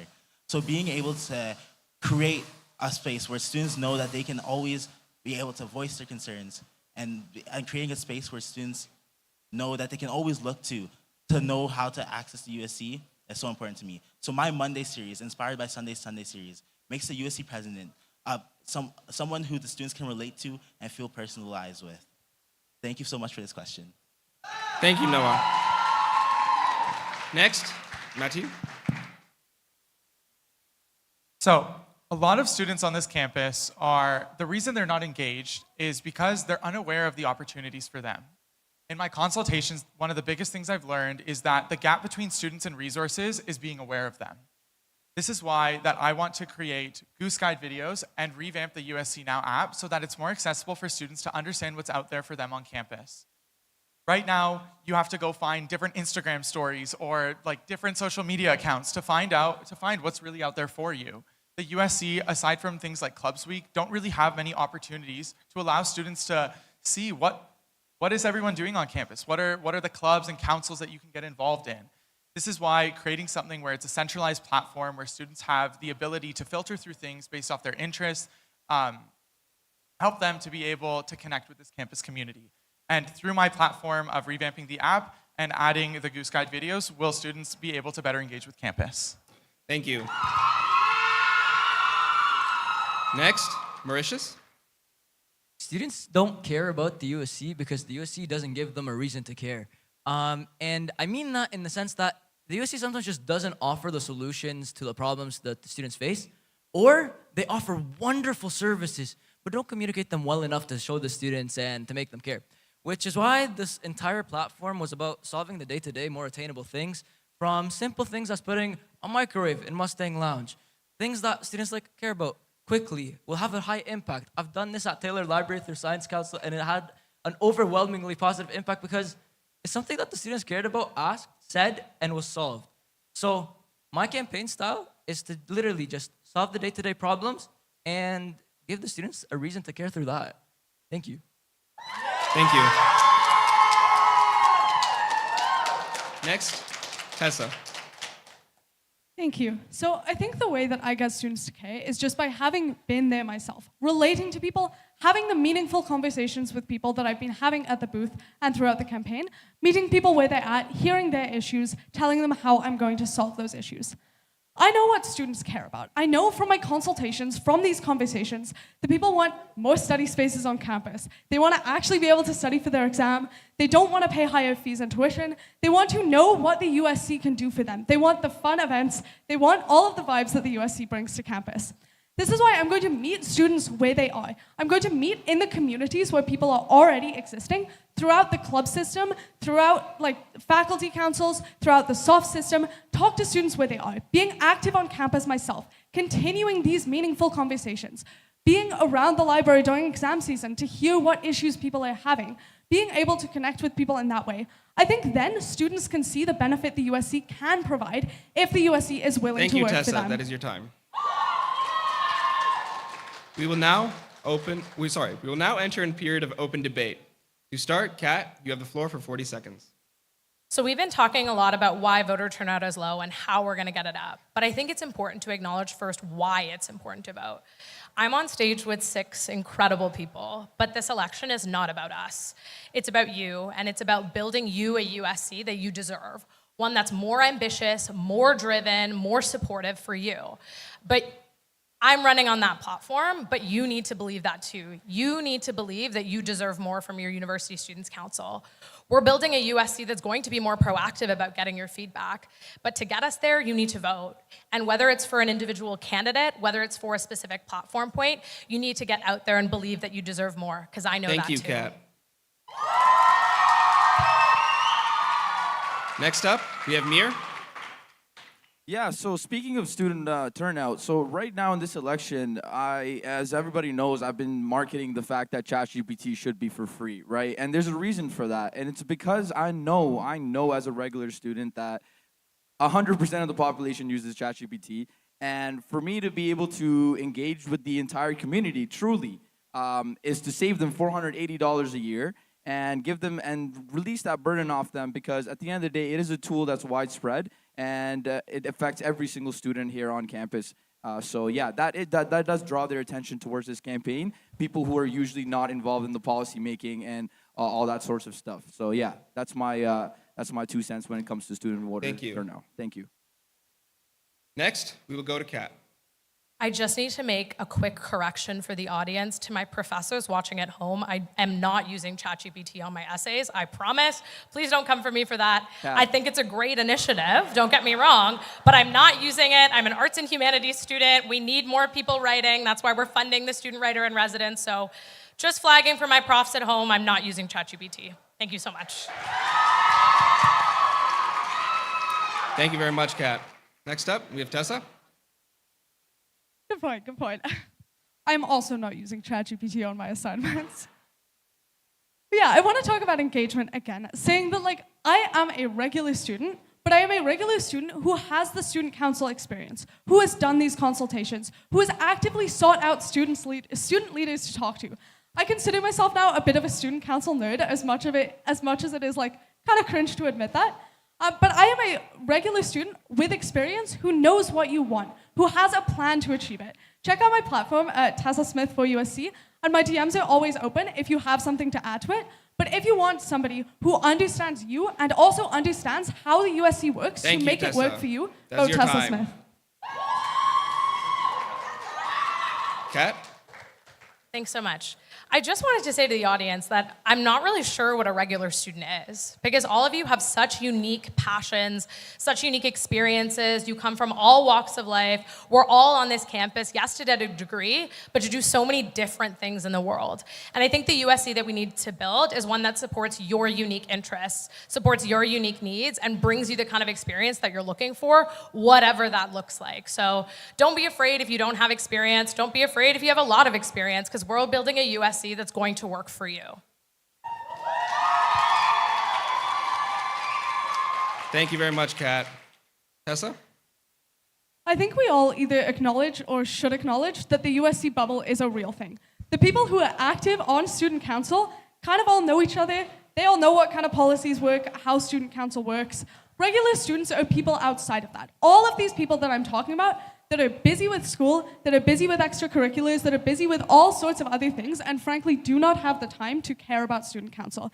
These are the people who I am going to actively seek out, because I think the USC has a mandate to support all students, including these people. That's what a regular student is. Thank you. We'll go to Kat. Yeah, I want to address the USC bubble because it's a real thing. You've got a counselor, a speaker of council, a counselor. Don't worry, I'm not going to poke you in the face. And you got me, and I've worked in the USC, but you've also got two students with great experience here on stage who have never formally been part of the USC. The truth is we've got a lot of work to do, but we've also made a lot of progress in making a lot of things accessible to more students. But I want to take that further, and that's what this platform is about. It's about proactively reaching out to you in the places where you first find your communities, giving you that support in clubs, giving you that support in housing, giving you that support anywhere and anywhere you exist on campus. Thank you. Mauritius? A quick comment regarding said bubble. Sometimes when the USC tries to work towards the betterment of the student experience, due to a lack of maybe consultations or whatnot, the advocacy efforts aren't well communicated with students. And this goes to show like what happened with Free the Dot earlier in September when the program completely paused all of a sudden, the hamper program that is, not the Citron machines, stopped all of a sudden without any information to the students, and students who relied on those hampers with pads, liners, and tampons, all of a sudden couldn't find them anymore. This just means to help support the students in seeing what's behind the bubble, we need something like a live advocacy tracker to show the students what advocacy is happening, supporting them. Thanks. Thank you, Mauritius. Next, we have Mir. My question is, why don't we have Free the Dot program in campus residences? I would love to pose this question to everybody. It's not like campus residents don't need this program. Why haven't we instated it there? That's just my question. Thank you very much. Thank you. Mauritius? You make a great point. I absolutely agree with you. It's an essential human right, and it's something that should be everywhere. The only issue is right now, we're trying to get Western to even partake more so in the on-campus initiatives and like the student buildings. And you have some buildings from science, arts, FIMS that currently don't even have the machines or the hamper program. So I agree with you. But I think for starters, we should try to focus on Western helping out here in the buildings and then hopefully expanding. But it would be nice if housing could take on that initiative themselves. Thank you. Due to time, we will take 2 more candidates. Mir? Oh, sorry, Kat? Thanks so much. I think it's great that we're talking about Free the Dot, because if we want more women and gender diverse people in leadership, we have to be talking about periods and we have to be talking about menstruation. And I think, Mir, again, you've brought up a really good point. Why isn't it in residences? Well, the fact of the matter remains is that Western needs to be engaged on this. I think the reason why the USC's current strategy, and I've consulted the executives on this, is making Western engage is because it has to be Western's issue. There's not only people who menstruate in the student body. There's also leadership. There's people who work in Alan's office. We need to make sure that facilities management is taken care of. We need to make sure that our professors are taken care of. We need to make sure that our resident staff is being taken care of. So Western needs to get on board. Thank you. Tessa? Yeah. I think Free the Dot is an excellent example of when advocacy is really, really beneficial. Something like pushing Western to take this on is something that is very, very achievable because Western, like, we are the students of Western. They have a duty to support us. The USC has a very, very valuable voice in pushing this issue.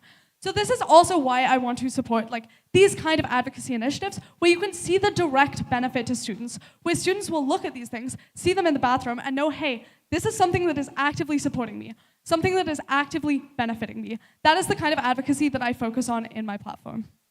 Thank you very much. Due to the other 2 debate periods being rather short, we will extend this one since we are having some discussion. Mir, would you like to speak? Yeah, so the Free the Dot program, I'm gonna stick to this because the federal government, so recently like the USC tried to shove this responsibility onto Western.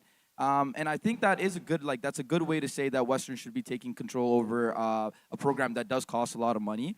But because in the past Western has donated money to this program and has stopped recently, I looked into like what the federal government is doing to set a precedent. The federal government has mandated in every federally regulated office to, by law, offer free menstrual products. And this affects 500,000 people in the federal government. So with that being said, I would like to stiff arm Western into understanding that we need to do the exact same thing here at Western and not only maintain... Thank you, Mir. That is your time. Okay, thank you. We will now, unless any other candidates would like to speak, Mauritius?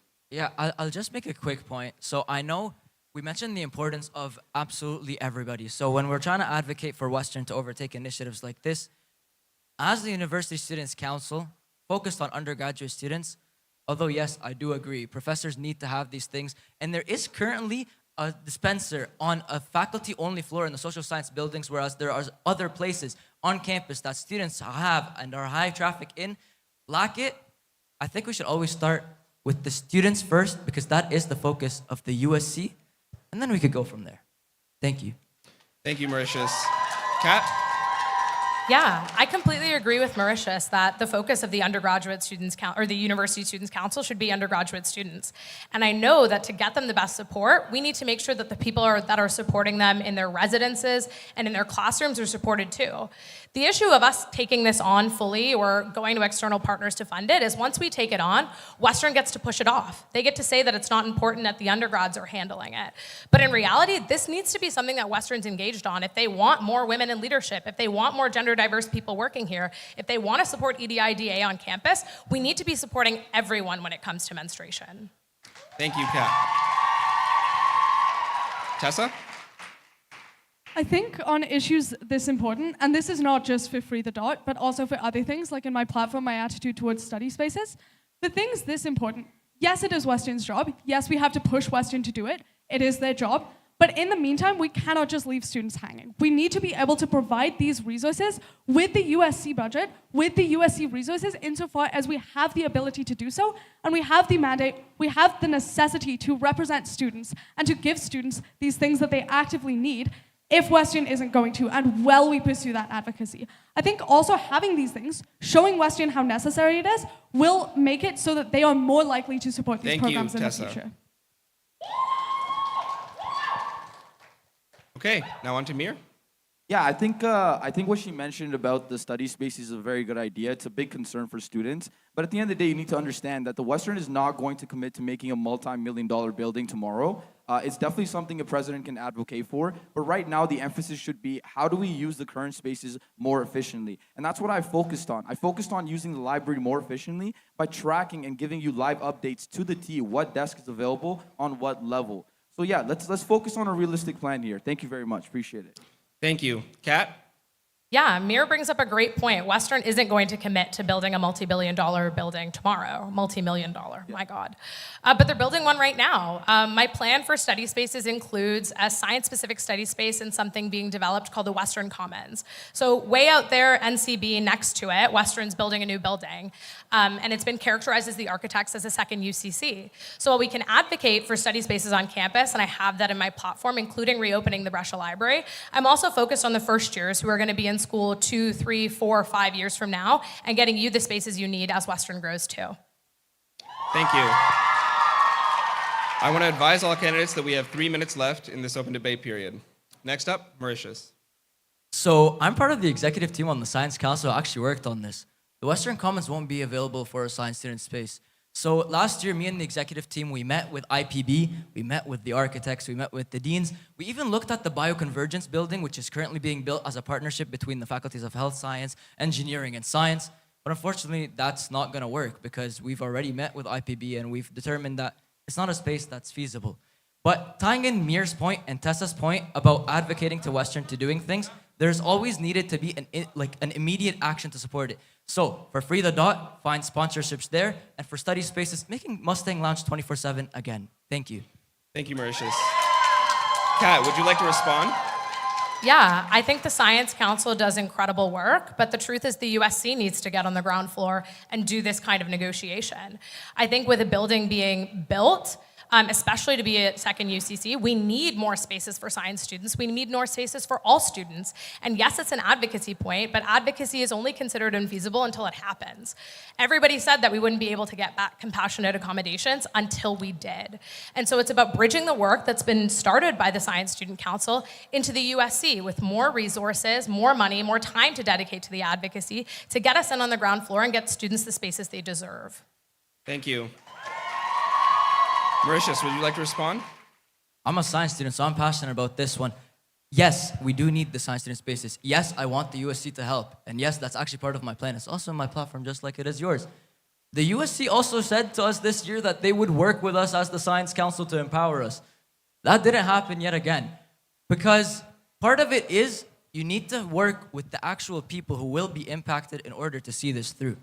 But if that's not gonna happen, especially if the people had already started work, met and found out with the architects, even meeting with the Alumni Campaign Association to try to get fundraising from like millionaire alumni, it's still not possible until we find this correct pace, like the bioconvergence building. Thanks. Thank you, Mauritius.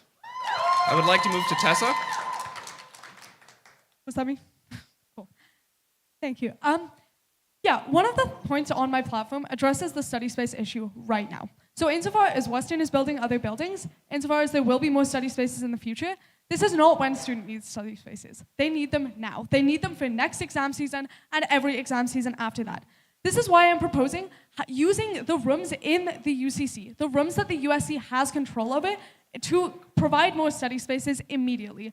Things like the McKellar Theater, the community room, the club space, things that the USC can directly control, just allowing that to become a 24/7 study space if there is enough traffic for it, opening the Mustang Lounge, Thank you, as was said Tessa. earlier.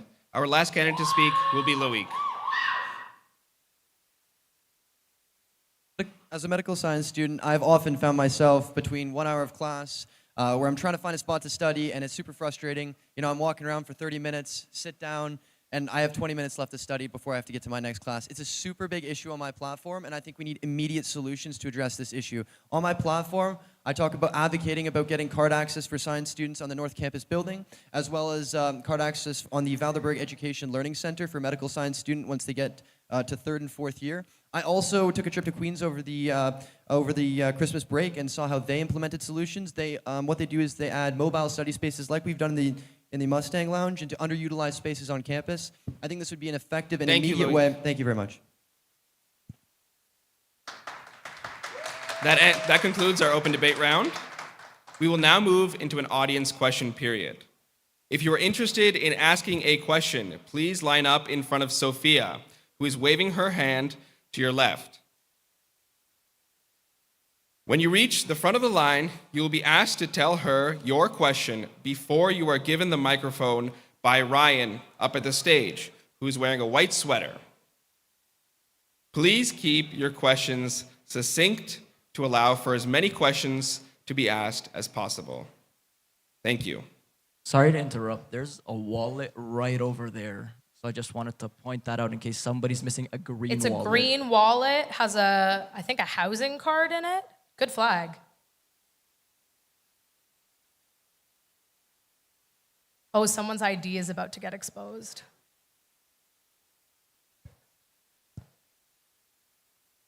Thank you. We will now take the first question.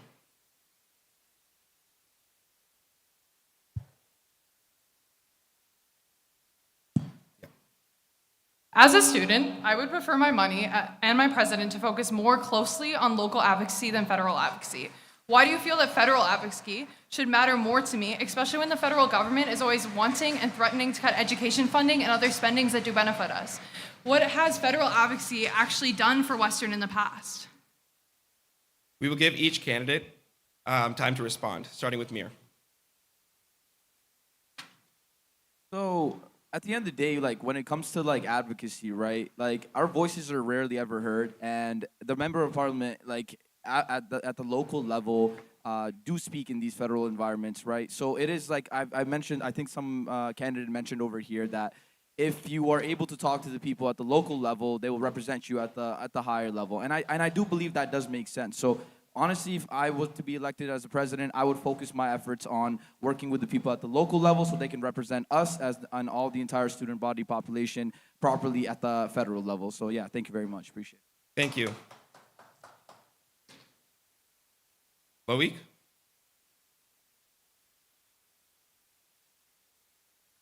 I, like many students on the stage, have not had any formal experience advocating at the federal level, but I think that's okay. That's a challenge I'm excited to take on and advocate for the students of Western, and that's why I've really focused my policy and my platform on bringing Western students solutions that they can see the difference in. They can see tangible benefits to these solutions on my platform. It'll make a change, it'll grow the club system, and it will truly have an impact on Western students where they need it most. Thank you very much. Thank you. Noah?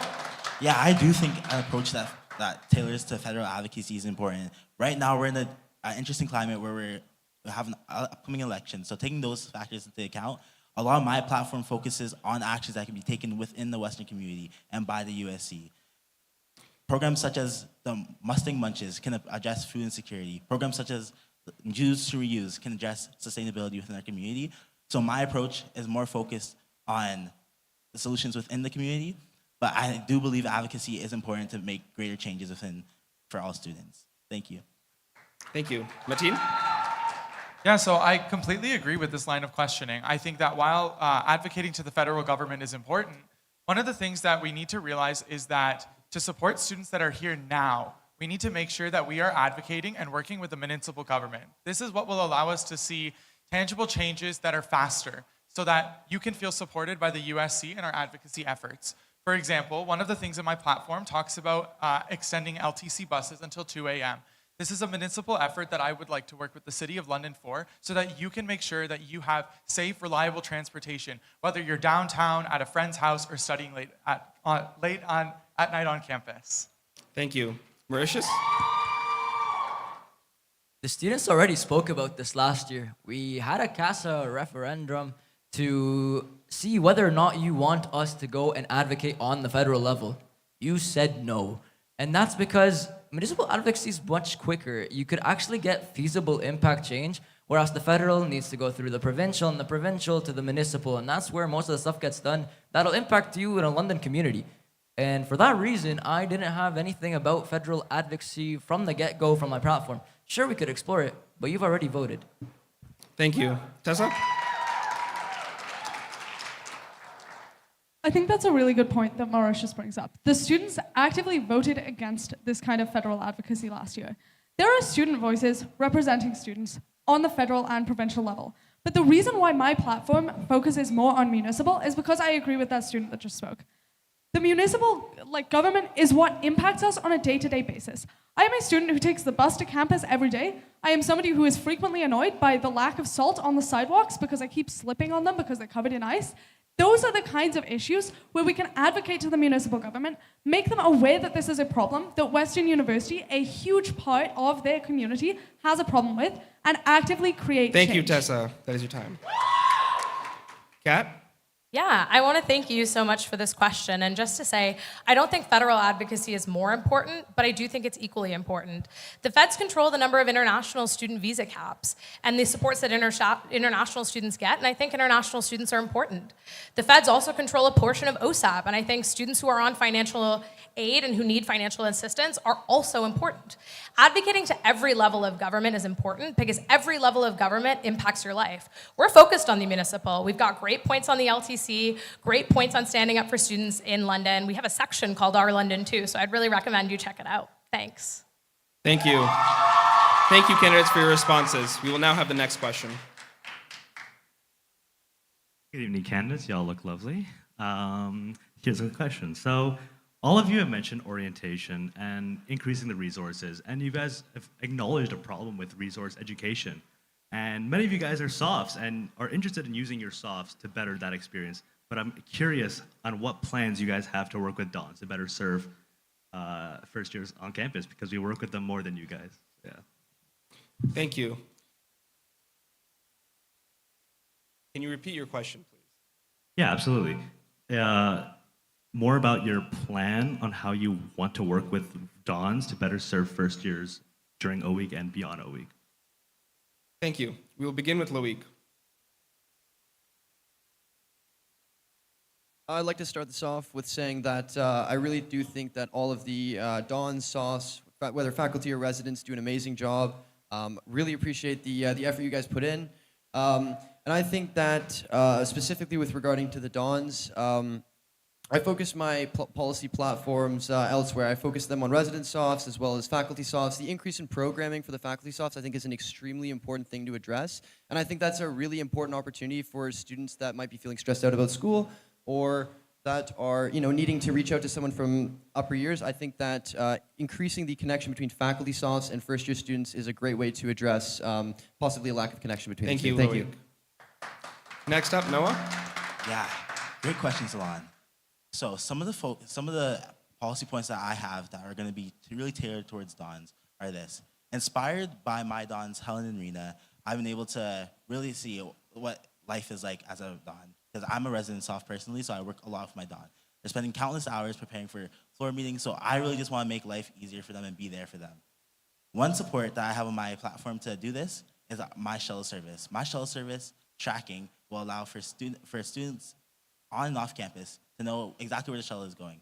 So if you're traveling across campus through the grocery shuttle, which is a beneficial system that can help students on campus get to and from camp, Thank you, grocery Noah. stores. That is your Thank time. you.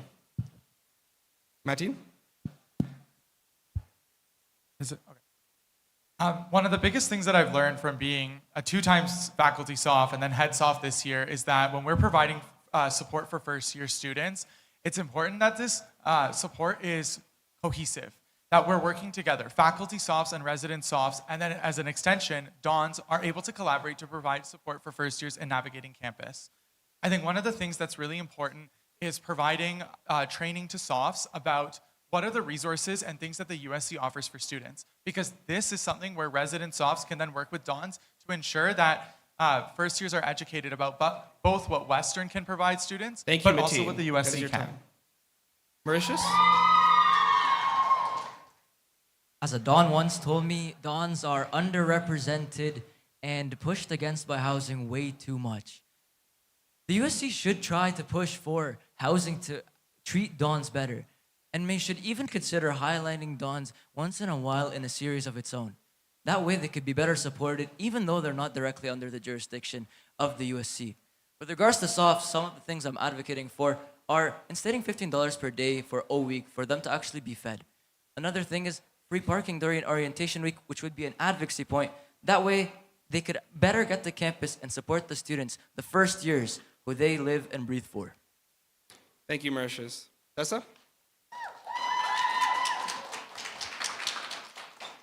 talking to the Dons is one of my points in how I hope to actually engage students where they are. The Dons interact with first years throughout the year, and so I want to be able to give them the USC resources so that when a first year comes to them with a problem, they know how to solve it, they know how to push these resources to students. But I also want to work with the softs in this way. And again, one of the things that I want to push for softs is actually giving them money to buy food during O Week. Softs are a huge part of O Week. They are the very backbone of how first year introduction to this school goes. So I think that by funding them, by giving them the resources to show that they are both supported, fed, and able to run O Week accessibly, we run a better Thank you, O Tessa. Week. That is your time. Kat? Yeah, thank you so much for this question. I'm a two-time resident SOF, and both my Dawn partners are actually in the audience on my team, so hi guys. And I think for me, one of the biggest things is working with Dons is huge because first years deserve wraparound support. You're right. You live in residence with them. You see them every day in a way that, softs don't get to. And so one of my big initiatives for Dons and for softs in orientation, because I want to focus on Dons since that was your question, is expanding the O-Week shuttle to every residence. Because you guys come to campus to support them and get them home safe. We need to make sure that you're getting home safe too. Thanks. Thank you. Mir? Yeah, I think I got the chance to build a relationship with a couple Dons, and one of them described to me a situation where a student was faced with a racist encounter, right? And at the end of the day, who do students look to when it comes to these situations? It's you guys, and putting you in a very awkward position when the student council and Western doesn't have robust procedures to be able to help you in these situations, where to help you make the other student feel safe and the other student feel like they can't do this anymore. So that was something that was brought up to me. And another thing that was brought up to me was just more resources in general. So yes, if I'm elected into office, I would love to Thank have you, a Mir. conversation. That is your Thank time. you so much. Appreciate it. Thank you, candidates, for your responses. We will now take the next question. I'm going to ask you a very similar question. I'm sorry. So I'm a residence Don. Dons make up a very large fragment of student leaders across campus. We are fundamental to the first year experience, but are never recognized by the USC, which can be discouraging. Recognizing that Dons fall under residence life, is there anything on your platforms that tangibly support or recognize these student leaders? Thank you for your question. We will start with Noah. Yeah, thank you so much for your question, Maisie. So, one point on my platform that can be expanded to address student leaders is my weekly spotlight recognition. I think if we can expand this program now, hearing this perspective that Dons do not get the spotlight that they deserve, and it's much deserved spotlight, I believe that we could give Dons a weekly spotlight on our stories, as well as expand it to other student leaders. So that would be my approach to ensuring that Dons can feel supported and empowered during their terms as Dons. Thank you. Thank you. Mateen? Yeah, so I think, like you said, Dons play an incredibly crucial role here on campus, and you're often overlooked. One of the things that I really want to focus on is strengthening the relationship between faculty softs and resident softs, and by extension, Dons. The reason for this is so that Dons can feel better supported and connected to the USC. A lot of what the USC does with the orientation program is focused on faculty softs, which doesn't cover Dons. But as USC president, if elected, one of the things I'd want to focus on is supporting you. How I would do that is by developing a recognition program to highlight how you are getting involved and how you're being engaged and supported. Thank you, Mateen. That is your time. Mauritius? That same Don who told me all about that stuff really inspired me with these things. And Dons are a very essential component of residence. So with that, it would be nice to highlight them and to make ourselves available to advocate for them to housing. Because they're students just like anybody else. And like how we'd advocate for any student, they're a student body that we should be ready to advocate for. Within the leadership branch that I do intend to create in the USC, it would be nice to get leaders like Dons to be highlighted and to be mentors to other students. That way, people could learn from the unique experiences of Dons and the things that they have went through to better people and to make leaders on this campus. Thank you. Thank you, Mauritius. Tessa? I have a few friends who are Dons, so I know how important you guys are for the student community. And one of the things that I think will best show appreciation for Dons is by allowing them more of a voice within the USC. A point that I have on my platform is having more engagement between student leaders, basically creating a Slack group chat which leads to more events and stuff for student leaders to communicate with each other, to hang out with each other, to get to know each other. This leads to not only contributing resources to Dons where they know where they can find the resources they need, but it also means that they have more of a direct and kind of informal line of communication with the USC. If they have a problem, they can tell other student leaders and they can get it addressed Tessa. better. That is your time. Thank you. Kat? Thank you so much for this question. And I think echoing a lot of the things that other candidates have said, Dons are critical for support for students on campus. The platform point that I talked about in the last question about expanding the O-Week shuttles actually came from a consultation that I did with a Don who was stranded at Alumni House, but was a Don in Alumni Hall. So maybe the other way around, but a long way to go. But I think the other thing that's huge is the fact that the USC has no mechanism for getting feedback from Dons at all. Your students represented by the USC, but we have no idea how you're doing and what your experiences are like. That's why I'm introducing USC Town Halls, a proactive way for us to get feedback so you can show up, tell us exactly what you need, and we're gonna work to get it for you. Thank you, Kat. Mir? Yeah, so I'm sitting here for a very good reason because I am willing to dedicate my life to this school. And I plan to graduate after this semester. And whatever is the concerns that you may have, right, I promise you I'm willing to dedicate my life to listening to every single thing that you have to say. Because building a relationship with the Don taught me all the intricacies that are involved. And there's a lot of underfunding. There's a lack of understanding as to what to do next. And like I said before, you are an integral part of what it is the student experience at residence. And I'm more than willing to have a sit down with you guys and listen to everything that needs to be done. And that is my commitment to the entire student population. Thank you very much. Thank you. Loic? Now, my last point when I address the importance of the faculty-staff's relationship with their first years, well, I think that's important to push forward. I also have included in my platform resources for ResSofts and Dons to best support their first years. And the way our campaign team thought of this is we're going to provide a PDF to Dons and ResSofts so that they can have access to, or so that they can provide their first years that they oversee with access to certain resources like how to get set up with accessible education, how to sign up for intramurals, how to sign up with a club system, when Clubs Weeks is, things like that that I think are easy and effective solutions to you best support resident softs and Dons on campus. Thank you very much. Thank you. Thank you, candidates. We will now move to the next question. Good evening, candidates. In the past years, I've noticed a critical lack of transparency on the part of the USC with regards to the real-time progress of goals stated by the USC president that that students advocated for with their votes in the first place. Do you have any actionable plans in your platforms that would increase which would allow students to become more privy to the real-time progress of the USC president? Thank you for your question. We will begin with Matin. Yeah, so that's a great question. And this is part of the issue that we were talking about earlier with this whole notion of a USC bubble. A lot of students on this campus are not aware of the things that the USC president is up to and whether they're fulfilling their advocacy initiatives that they had campaigned for the previous year. One of my biggest points on my platform is the pillar of having student connection, making sure that students are aware of what the USC is up to, so that you can understand, hey, did we achieve this? Or if not, what's our contingency plan so that we can address this gap? A few of the things that I have is collaborating with a lot of different councils and clubs so that they can connect with the app so that they can understand what we're doing for students. Thank you. Thank you very much. Mauritius? I have a direct answer for this. I'm proposing a live advocacy tracker for each and every advocacy effort the USC is doing. And this stemmed from the mishaps of Free the Dot. This tracker would show whether something is in progress, halted, paused, finished, and with a blurb, couple sentences long, saying why it's stopped, why it's paused, what the hiccups are, what the next steps are, or if it's done. That way, students can know directly where the status of an advocacy point is, an advocacy effort is, and be more in touch with what the USC is doing to serve them. Thank you. Tessa? Thank you.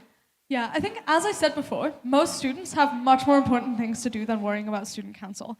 So this is why, as president, first of all, I have that perspective to bring to council where I am able to know what the students want. I will always be advocating for what the students want. But I also have the ability and the intention and the passion to go out and talk to students, to continue to ask them what they want, even if they aren't actively coming to me. But aside from that, I want to keep hearing from you guys because I want to be a president who works for all students. My DMs will always be open. You'll always be able to reach out to me, tell me what you actually want to see, and I will always be open to explaining to students why I have not achieved something if something goes wrong. That is your time. Kat? For sure. Thank you so much for your question. I think it's hugely important. Maybe I'll make a little joke at first. I think the Gazette does a pretty good job of keeping the execs in line with their progress reports.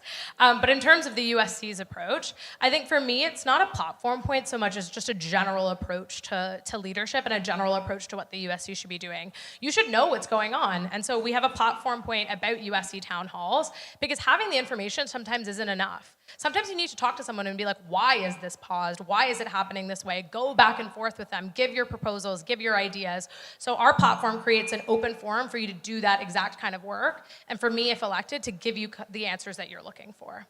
Thank you, Kat. Mir? I actually really like this opportunity to be able to look at everybody and speak to them. And I think that as like the government does it too, you know, when they have to announce something really big, they really make a big commotion about it. They're like, hey, like they make a whole scene. Everybody's walking in unison. So instead of doing all the theatrics, I would like to present myself to the public and make public announcements, whether that's live, whether that's on all social media platforms. But it would be very essential for me to involve the student community just like how we are right now, where let's say we are talking about something really big that we want to change. We stand right here, we speak to you right to your face, and then you tell us what you think about it and if you're satisfied or not. And I think that's a good approach to do it. Thank you so much. Loic? Yeah, I totally understand the concern with too many policies, unrealistic policies, or policies that, might not truly benefit students. I think that's a true area of concern, and that's why my team and I, we've structured our policy around the Gazette reviews that they've done, around the analyses they've done on how presidential candidates have been able to carry out their policies. And that's also why our platform is focused around real ideas, real problems that students have brought to me, or that I have thought of and brought to students and got a confirmation that these are issues on campus. And I truly believe that that is the best way to make sure that students feel heard and that they are actually represented and advocated for. And I plan to do that as the next USC president. Thank you very much. Thank you, Loic. Noah? Yeah, so I think the most important thing is just getting in students' faces. Being there on the Instagram pages, showing and explaining exactly what you did that week. And I'm doing that with my Monday series. Explaining to students what's going on, what the USC executive is doing. I think that's the most important step to connecting with students and ensuring that they know and feel like they're being represented by the USC. Thank you. And we will now move to the next question. Hello, everyone. Over the past year, the issue of human rights and responsible investing has seen large discussions and has been the subject of student activism on campus. Late last semester, the USC passed a motion to officially advocate that Western implement human rights considerations into its responsible investing policy and divest from weapons manufacturers. How will you, this is addressed to everyone, as a president, action this motion, and what experiences will you draw on to ensure effective advocacy of this? Thank you. Thank you for your question. Mauritius? You action this motion in any manner that you action any other motion. You push, and especially when it comes to Western, you make sure it's a consistent effort. It's something that the students wanted. They wanted it with alignment with the United Nations standards. So just like anything, you push for Western to adopt it, just like any of the other initiatives.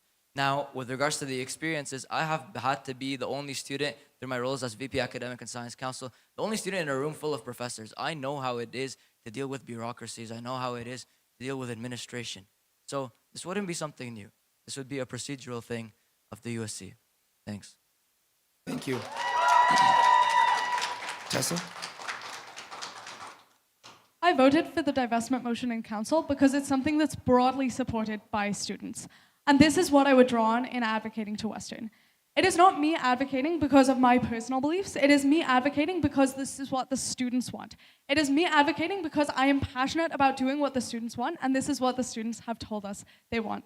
So I would push consistently and persuasively for Western to adopt this motion, while in the meantime continuing to always listen to student voices, because I'm aware that this is an issue that raises significant passion that is very personal to some people. So my first priority will always be listening to students, uplifting students, making sure that voices are heard, making sure that everyone feels safe. Thank you, Tessa.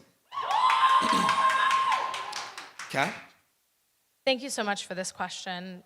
This is an issue that's really personal to me because my mom came to Canada escaping a civil war and she didn't get to go to school.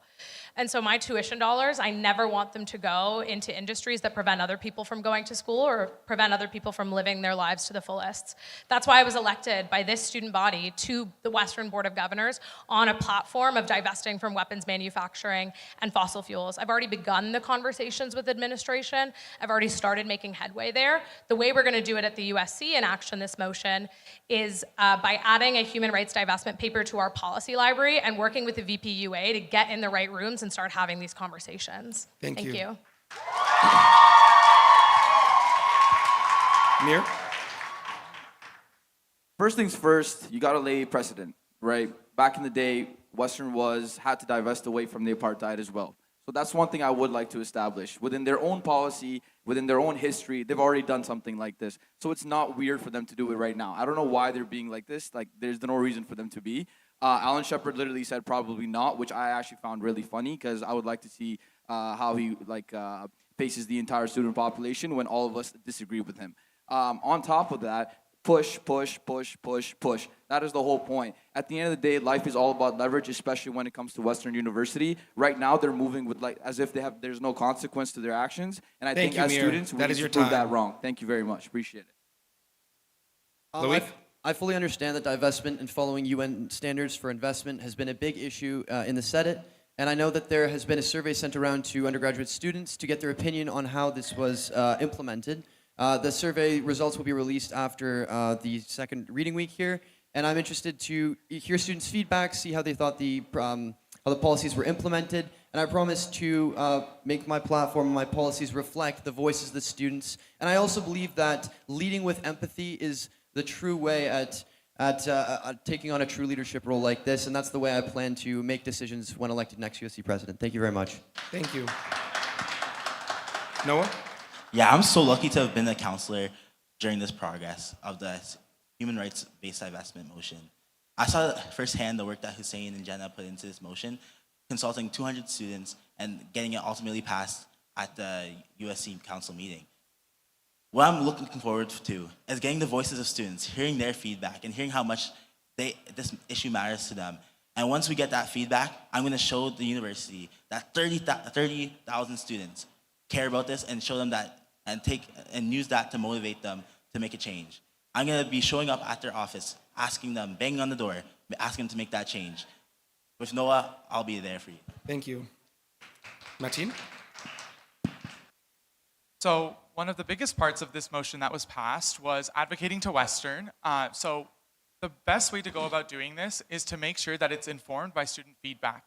When this motion was passed, it was passed with an abundance of support from the student body as well as the council floor. This is something that's important to highlight to Western to make sure that they actually take this into consideration so that they understand that this is something that students care about and it's something that they need to action. Another part that is important to highlight when advocating this to Western is the EDIDA implications for students. A lot of students might feel disconnected from their institution if they know that their dollars are being spent on things that violate human rights. This is why it's incredible. Thank you. We will now have one final audience question.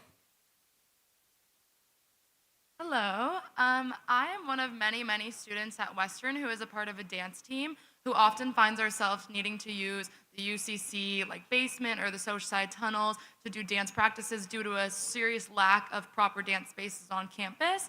And I'm just wondering, if elected USC president, what's something you're going to do to support the huge community of dancers at Western?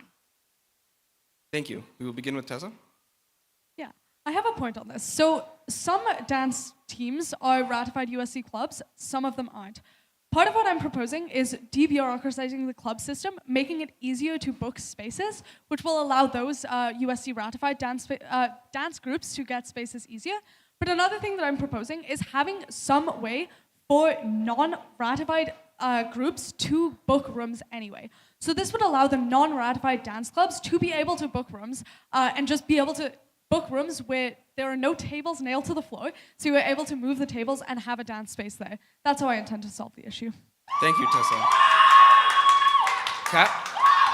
Thank you so much for this question. I think we have an incredible wealth of talent on campus, especially with dance. We have a ton of varsity teams, not varsity teams, but competitive teams, as well as a ton of cultural dance teams as well. And so I think space issues and space access is huge. I think it's been on several presidential platforms for a few years now, but we haven't quite found the right solution. And so it's really all about listening to students and making the current spaces that are available, like being able to book out the community room, more accessible to you. But we're also hosting a USC Dance Cup in my platform to give you an opportunity to showcase the incredible things that you're doing and for winning teams to win funding to better Thank you, support Kat. the things they're doing on campus. That is your time. Mir? Yeah, so I also suffer with this problem of like booking rooms, so I really relate to you. I'm gonna be honest with you, and it is kind of bad to see like students dancing in the thing and having them be interrupted by students walking by.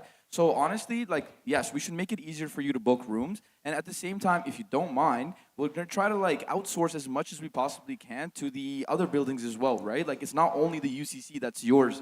That every other building is deserving of you. So if we can accommodate for you, right, we will, 100%. And I would love to see what it looks like on the back end to all the unutilized spaces that are on campus. This is one of my biggest things to see, that if we can make it easier to book for ratified clubs, non-ratified clubs, and at the same time utilize better spaces. Mir, your time is up. Thank you. Loic? Western dancers actually have kind of a special place in my heart, and I'd be happy to go into this. So one of the reasons I'm actually running for USC president is I was sitting into the executive training at the start of third year, and Sunday was explaining what he had worked on over the summer. And an issue I had noticed in my first and second year was the Western dancers that were out in the social sci hallway. They didn't have a designated spot to dance. They didn't have mirrors. They didn't have classrooms. And Sunday talked about this issue, and it truly made me realize that students do have a voice, and students are able to come up with practical solutions that actually impact students. And then throughout that year, I was able to see this solution being implemented, and it got better. Whether that's Thank you, increasing the Loic. amount of book rooms that can That be is your booked. time. Noah? Yeah, in my time at Western,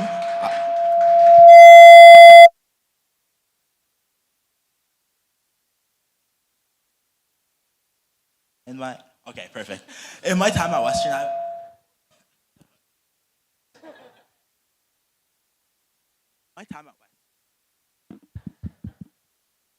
Western, I've been lucky enough to be part. Let's keep going. We're gonna make it work. Perfect. Thank you guys. Okay. In my time at Western, I've been lucky enough to be able to be part of Kai's fashion show. I remember in my experience training months on end for our performance in March.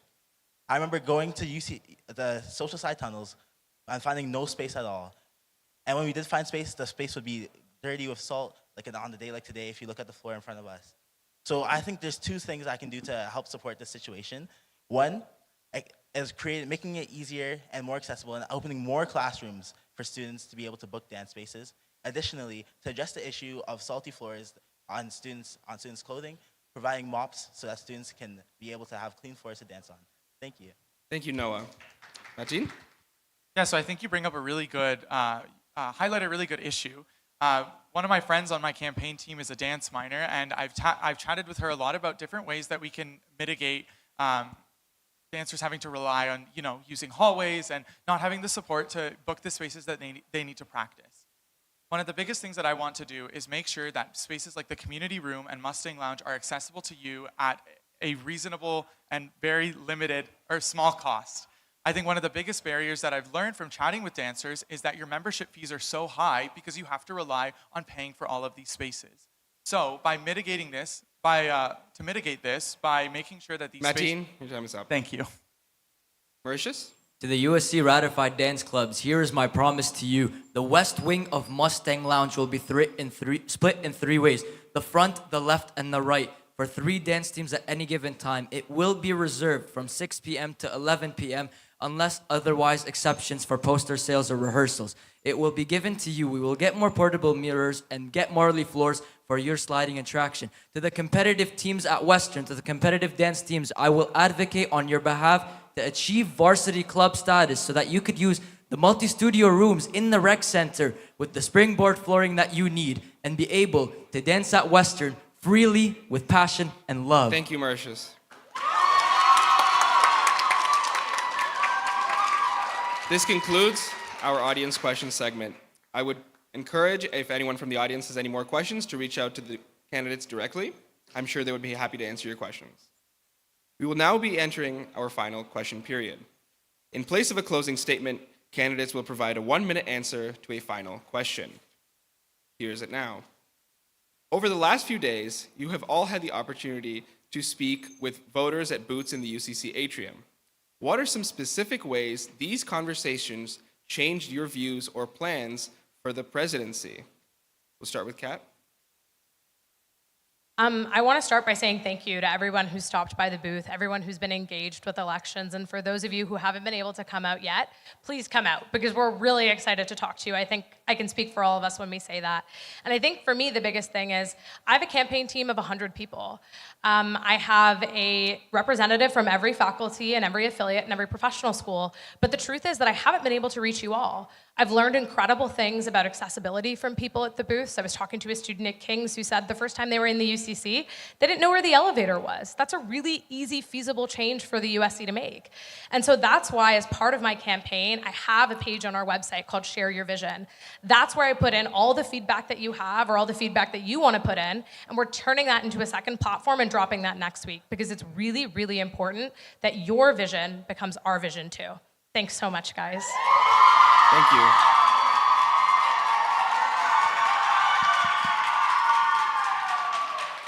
Mir? All right, yeah, so this was a really interesting experience, and I really love the fact that I was able to talk to like a crazy amount of students in only 4 days. I think the number was probably like 350 students. Who's counting? But at the end of the day, like the one thing I learned from them all, really, at the end of all my pitches and after listening to other candidates as well, they all kept telling me the same thing. Mir, please do not overpromise and underdeliver. Please, Mir. So what I told them was, I get you. I'm just like you. What I did was make a very simple platform for this very reason. So I can just get some things done that will affect the entire student population. And once I'm in office, I would love to tackle all the intricacies and the little problems that affect many different groups that are equally as important on a larger scale for the student body. Thank you very much. Appreciate it. Thank you. Loic? As busy as these last couple days have been, they have been truly enlightening. I've been able to connect with so many students at Western, and when describing my policies, when describing my campaign strategies, I'm able to see excitement in their face. I can see that these students are excited about my policies. I can see that they understand that they're realistic, and I can also see that they understand the impact it'll have in their lives. Seeing this has been really rewarding for me, and I would love to keep advocating on behalf of students to make sure that every student at Western feels supported, advocated for, and represented regardless of their circumstances or background. Thank you very much. Vote Louis Knepper for USC President. Thank you. Thank you. Noah? Yeah, so for the past 4 days, I've been blessed with the chance to be able to speak with so many students at my booth in the UCC atrium. Through these interactions, there's a few things I've noticed, is that students just want to hear more. They want to learn what the USC is doing. So that's why I want to have my Monday series. And it's initiatives like that, where students get to see firsthand what the USC is up to and how it can benefit them, that I believe that students are interacting, and that's why the UCC atrium has been so packed this week. So for my final remarks, I'd like to say, follow me at Noah Matz for USC to learn more, and please reach us out with a DM.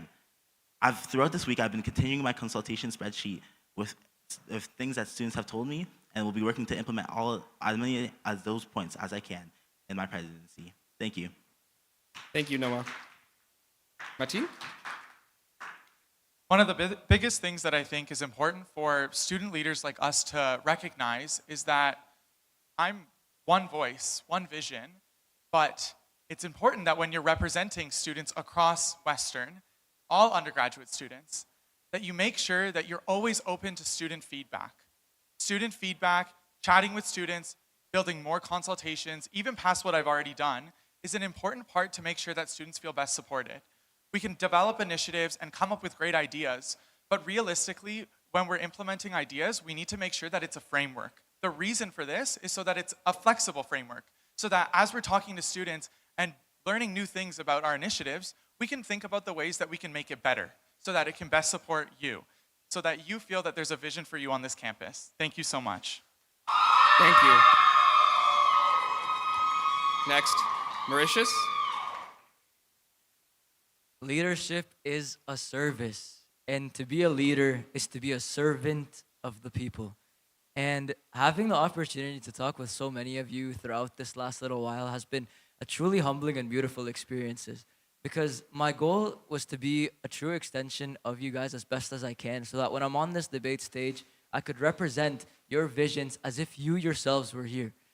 Getting this opportunity to talk with so many of you, I learned about so many different things, from wanting more prayer rooms for different religions, from concerns about increasing the transparency, to how are you actually going to get this done? Because some people just under the river, they don't know what their jurisdiction is. It's been a pleasant experience talking with every single student, a humbling one at that. And I hope to continue to talk with you guys. Please come, talk with me, chat with me, grab a snack, follow us on our Instagram, Mauritius for USC. We just want to have a conversation, and I hope to make you happy. Cheers. Thank you. Tessa? Thank you. So I've opened every single conversation at the booth with how much do you know about the USC? And the answer overwhelmingly has been not much.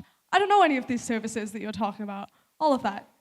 I am not running for the USC bubble. I am not running for the people already on student council who know how it works. I am running for the 90% of students who have no idea how student council work, who have better things to do than figure it out, and who we have the responsibility to approach ourselves to give them these services. I am running for the students, especially the ones I talked to at King's when I was boothing there, and the ones at Huron, who believe that the USC should not just be centered on main campus, because our job is to represent all of the affiliate colleges as well. These are the people I am running for. If you have any comments or concerns about my platform, if you have anything you believe I should advocate for, I am running for you. My DMs are always open. Please contact me, and I will always be willing to put in the work to represent you, the students you, of Tessa. Western. And with that, we're at the end of the Gazette's 2025 USC presidential candidate debate. Thank you to everyone who attended tonight, and be sure to follow along with our elections coverage at westerngazette.ca. Remember to cast your ballot between January 30th and February 3rd. Thank you. Thank you, Thank you, Mustangs.